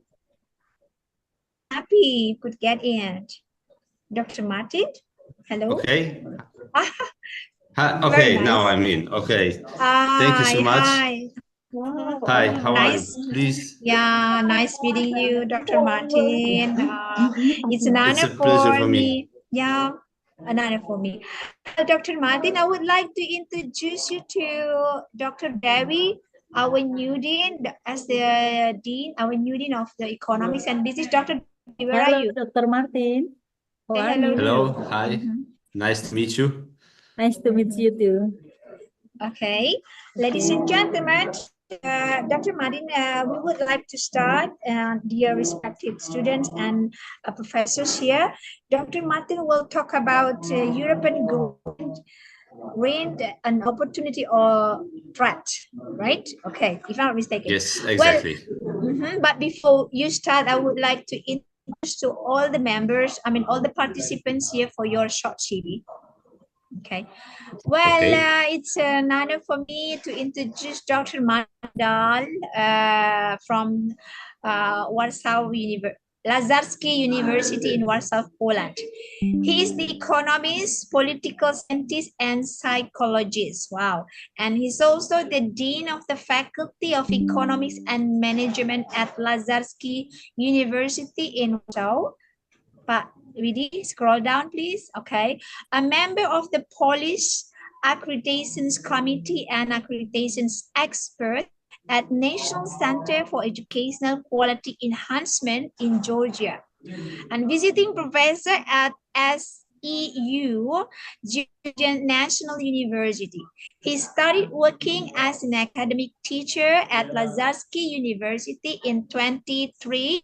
Since 2026, he has held the positions of coordinator for international relations, project coordinators, dean's representative for curriculum, and vice dean of the Faculty of Economics and Management for curriculum and international corporations. So we can make the corporations then, Dr. Martin, between us. In the future, okay? I will talk to you For sure, for about sure. this. Thank you so much. And during his professional career, he also worked at the University of Münster in the public relations industry and the governmental sector, and as a business trainer. He has given guest lectures in Germany, Spain, Romania, Morocco, Iceland, Georgia, and Ukraine. Wow. What if you visited Ukraine? When the last time it was 2019, so 1 year before the war started. And Morocco?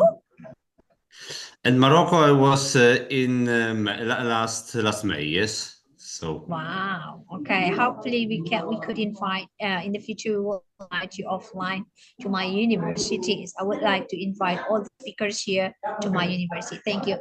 And his research focuses on this ordoliberalism, social market economy, sustainable development, and the European Green Deal.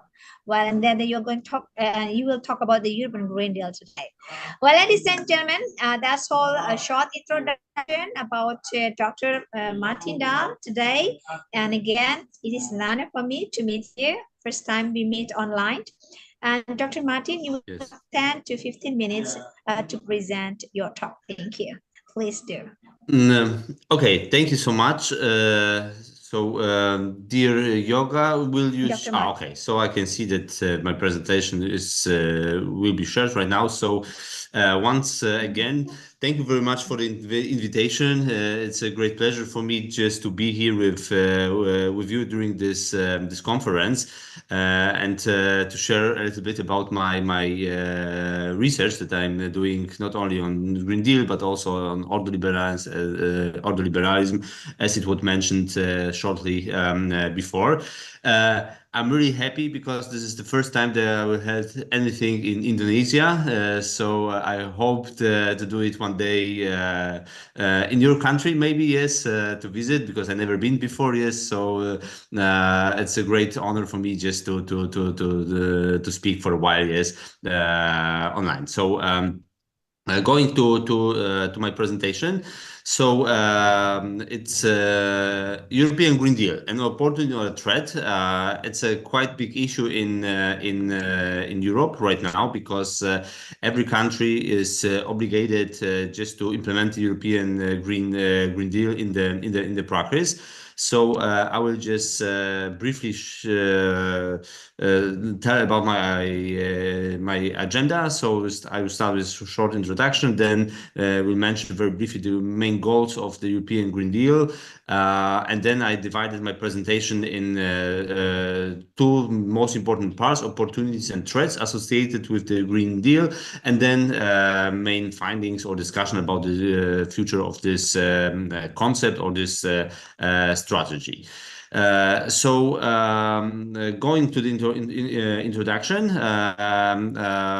we can say that, as I mentioned before, it's a new strategy for European Union countries with the focus that after the year 2050, European Union should be climate neutral, which means we should absorb the most carbon oxygen that we are producing and giving to the environment. This, of course, is very strongly connected with energy transition and lower carbon economy.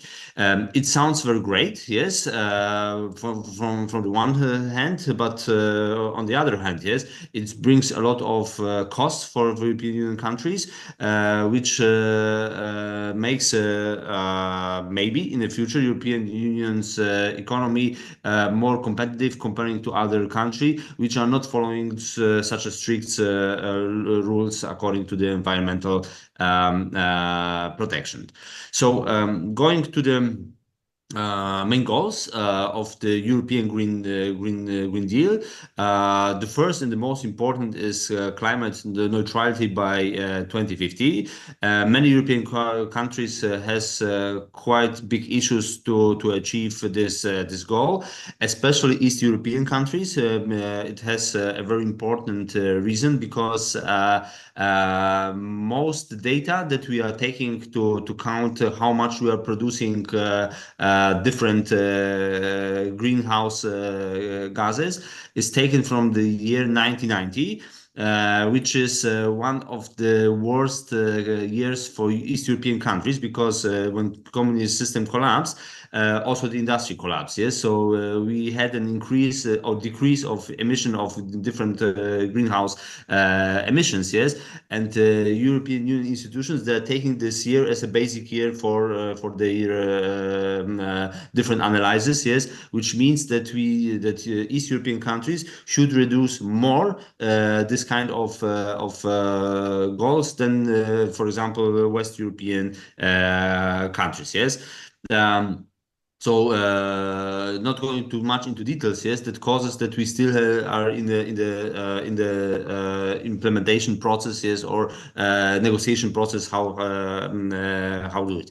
If you should show Yoga the previous slide, because there are some other aspects. Yes, yeah, we're very thankful. So not the second one. Mas Widi, sebelumnya slide sebelumnya. Okay, thank you so much. Yes. So another goal is protection of biodiversity. One of the very ambitious goals is to give back the nature 50% of the landscapes, yes, of European Union's area, which will be almost impossible to implement. But this kind of idea is also in discussion. The fourth goal is energy transition and CO2 emission reduction, and of course implementing of circular economy, which should help us to achieve this goals. Go to the next slide. So opportunities associated with European Green Deal. We need to mention that is an impact to create completely new economic sectors. We can see it right now, how much this kind of green economy is developing right now, how many workplaces are created thanks to this strategy.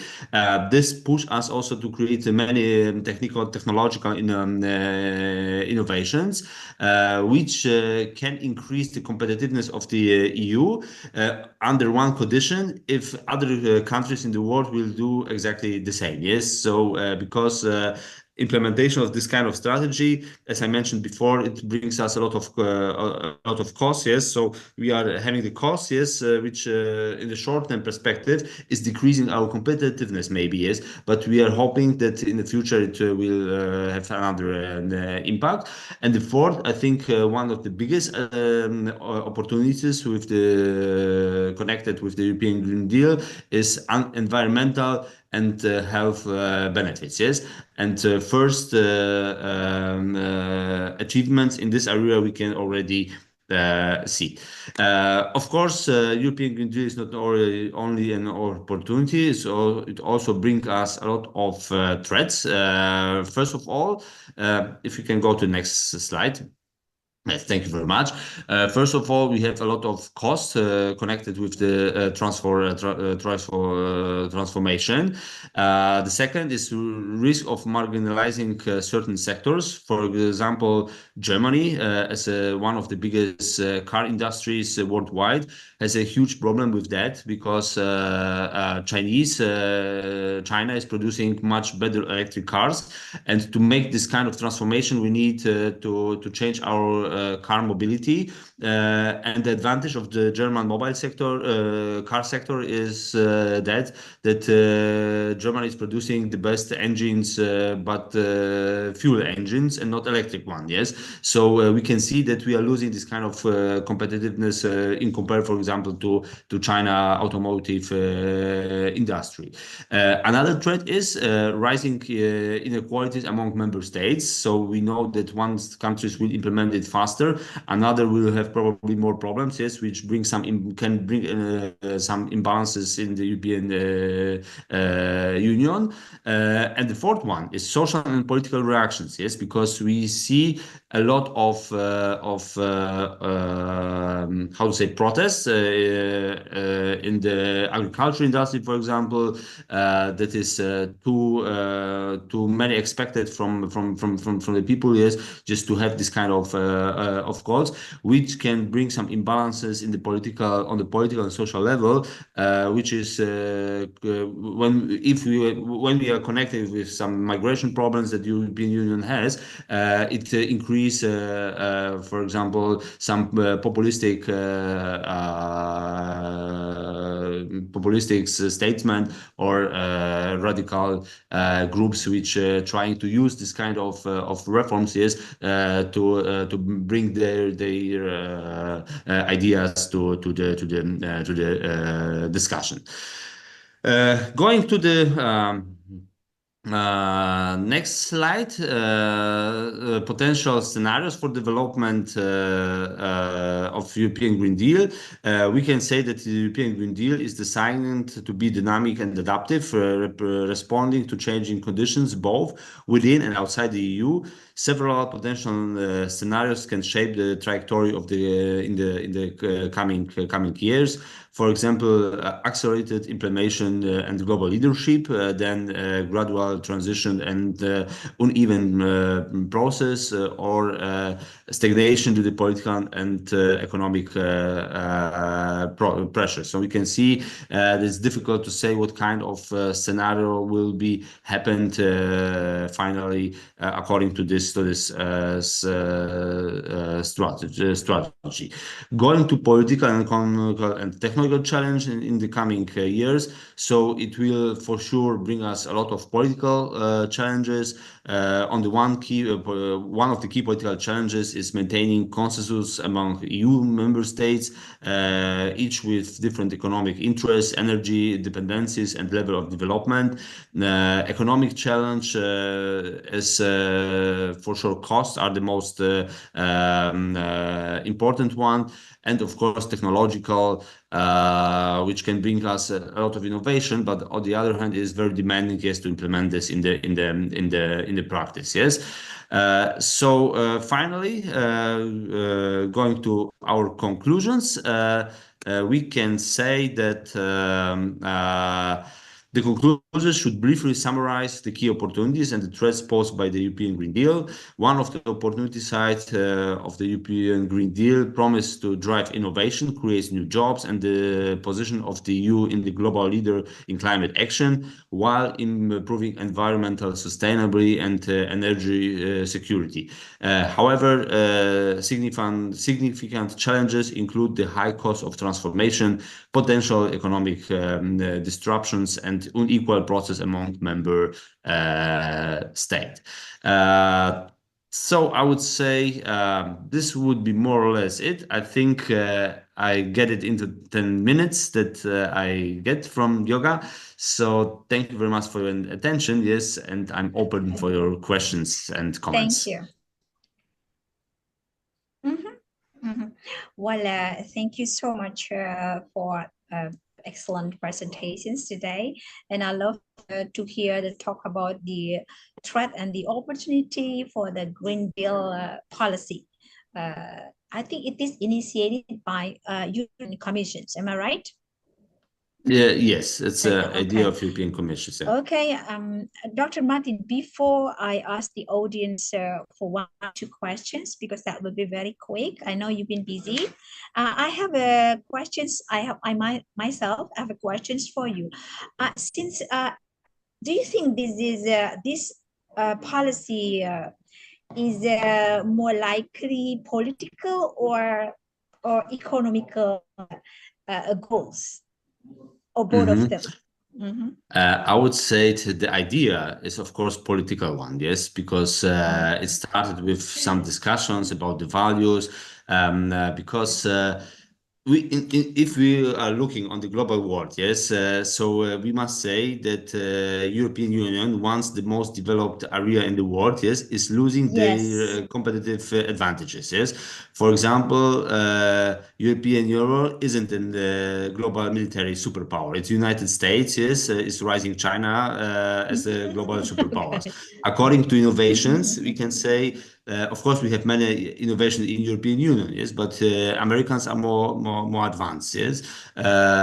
So European Union is trying to find this kind of area which will be the leader of the world, yes. And in our opinion, sustainable development and environmental protection can be such an area. Yes? So it comes from the value and political perspective, or for political side. But in the end, it has enormous impact on the economy. Yes. So politicians, they have some ideas, but then the question is it not isn't too much expected from the economical environment? Yes.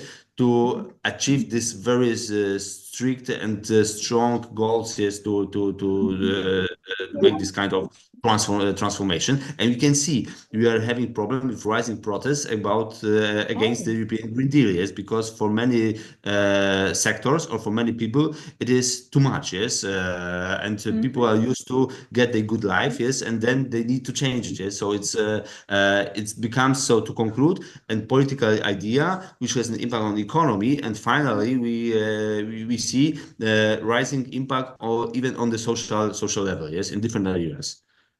Oh, okay. So, well, of course, I know well that the political policy, of course, that will have impacts on economically and socially. Well, just maybe one more question from me. That's very interesting. So, do you think politically or economically, Dewi bisa di-mute, jadi nggak mengganggu. Okay. Do you think that for the developing countries, do you think it is more likely the threat or the opportunities for them regarding for this policy? For the developing country, I would say it's more a threat at the moment, yes, because developed country, they have the sources and the money to create this kind of change.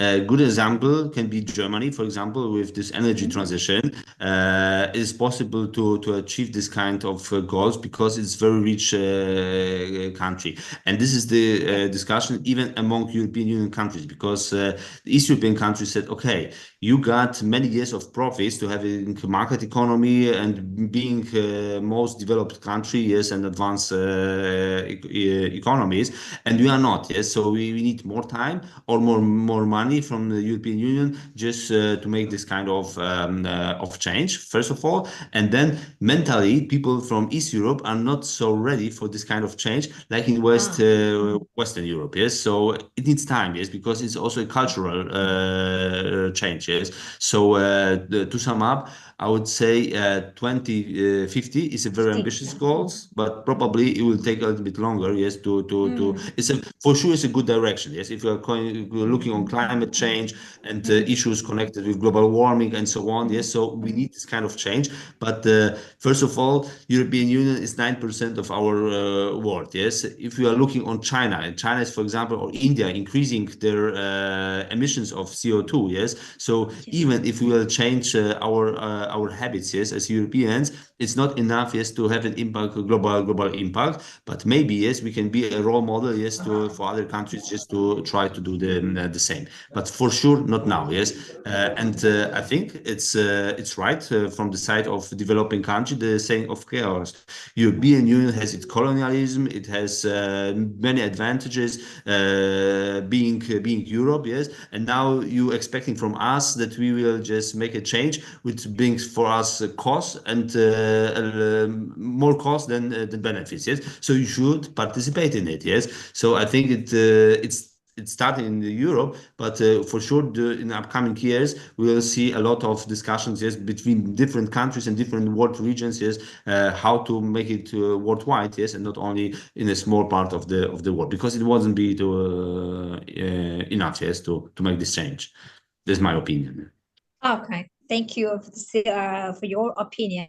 I can a lot from you about this political policy. I can say that political policy, but of course, the goal is for the people prosper, especially in the in the European Union. Well, Dr. Martin, too, we have the audiences here, and I love to hear your talk about the the Green Deal policy. And my respected audiences, do you have questions? Hello? Do you have questions, my respected audiences? Bu Dewi, Any questions? Any questions before we finish the sessions? Well, I think there are challenges there in implementing this policy, like for farmers and also for not only for farmers in agricultural sector and business especially. Well, but they need some kind of rapid adjustments in implementing this. So the 2050, like you said, maybe it takes longer to achieve the goals. So that is why you find resistance in the society for this policy. I can understand that. Yeah, but Dr. Martin, Dr. Martin, we are waiting for my colleague. Bu Dewi, ada yang mau tanya nggak? Bu Dewi, please. Bu Dewi, Dr. Dewi, have questions about this?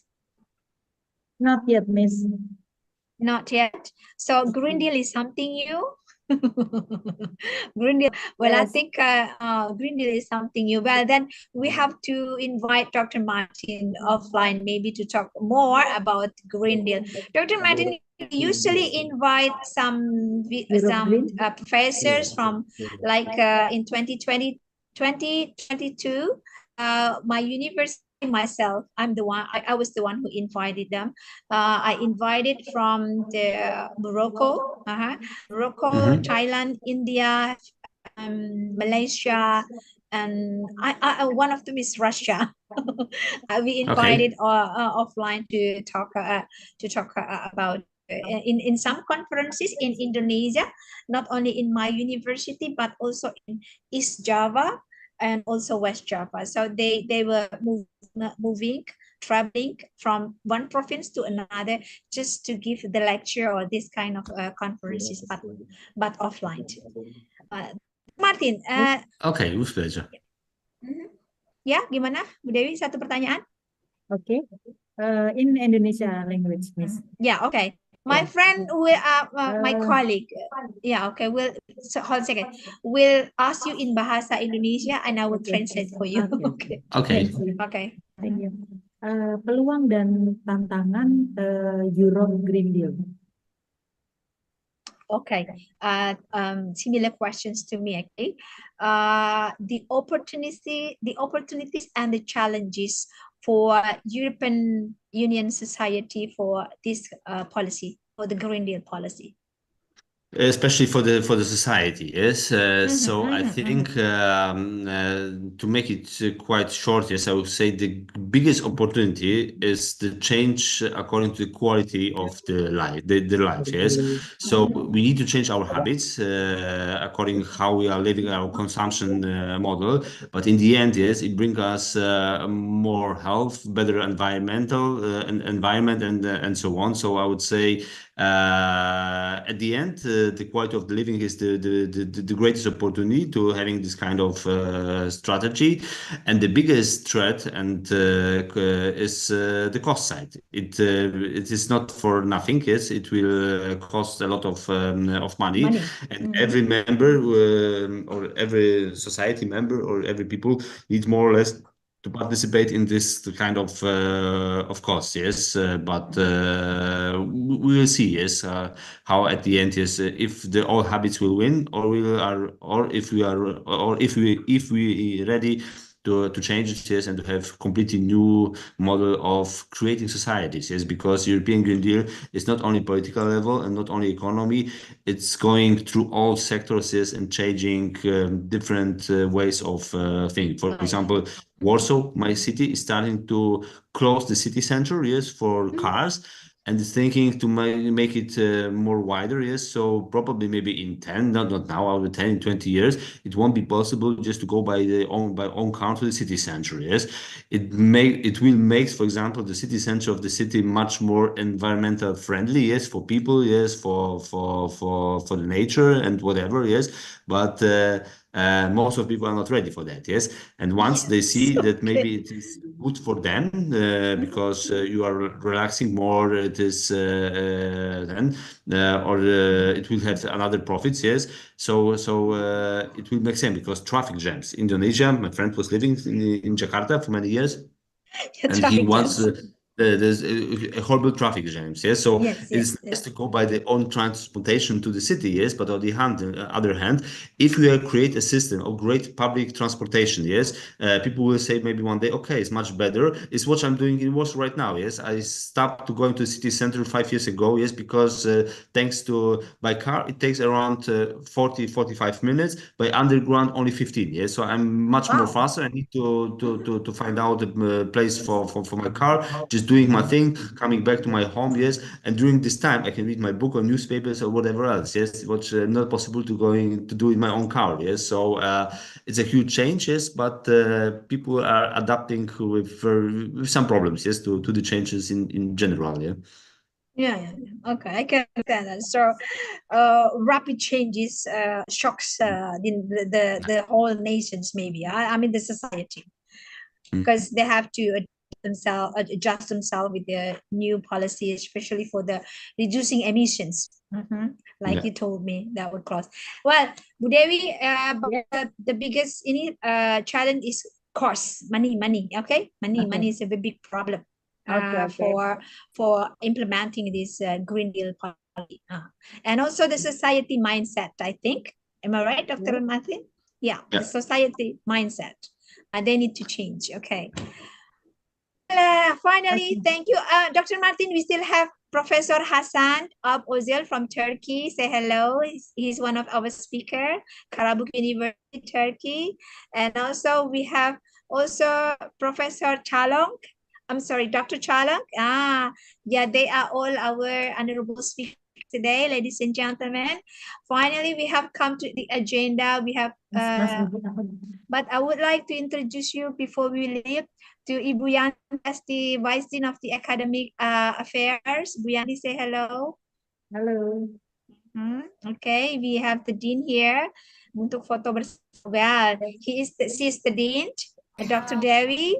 And Ibu Hello. Yanti is the Vice Dean of the Academic Affairs. They are cooperating, making this happens today. Well, ladies and gentlemen, thank you so much. Back to the Master of Ceremony. Again, it's a great honor for us to have all the speakers here. Thank you so much for sharing and the discussions today. We learned a lot from you all. Thank you. And back to Master Ceremony. Prof. Hasan, thank you very much, Dr. Martin. Thank you very much, Mr. Chan, Dr. Chan. Pak Suwandi masih ada di Very sini. much, Dr. Suwandi. Suwandi masih. Kalau masih bisa di layar. Oke. Thank you. Bu Eva, saya yang nutup. Bu Eva, Yes. halo. Saya yang nutup. Close, Oke. Miss. Well, thank you so much for today. Finally, we have come to the end of the agenda. Thank you and bye-bye. Thank you so Bye-bye. much. Keep in touch. Bye. Keep in touch. I will Keep in WhatsApp touch, you all. yes. Okay, For sure. Thank you. Thank you. Bye-bye. Bye-bye. Bye.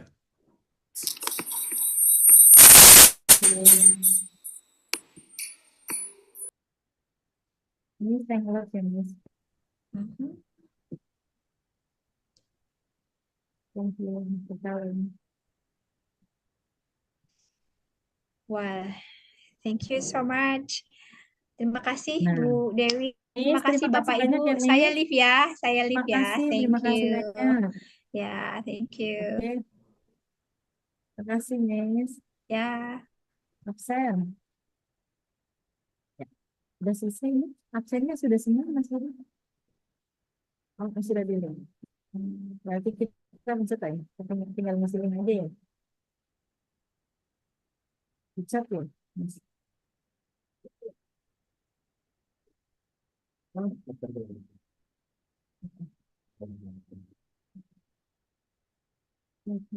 Ya kan, Mas? Teman-teman sangat, Mas. Miss.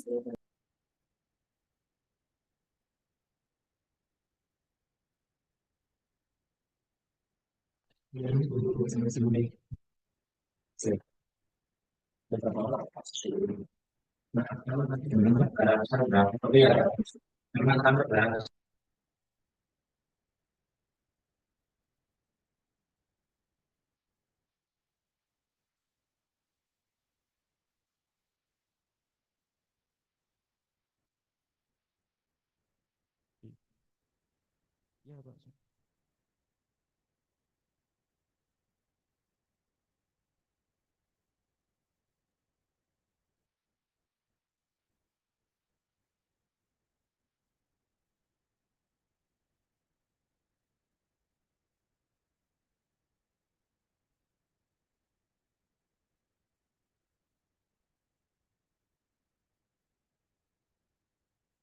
Cik,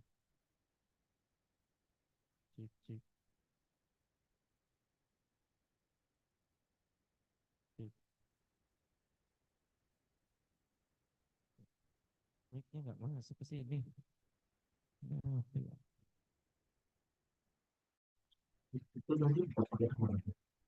Cik.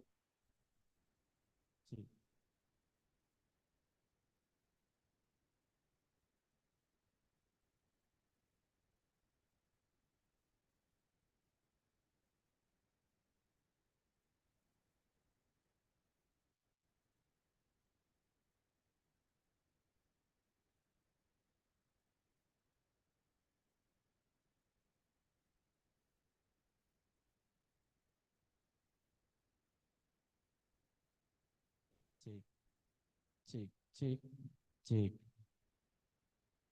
Gitu, cik, cik, cik, cik, cik, cik.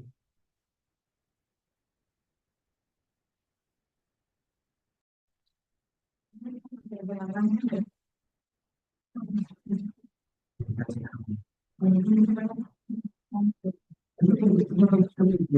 cik, cik.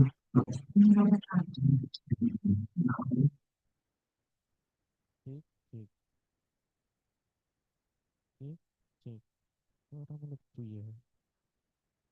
Cik, cik.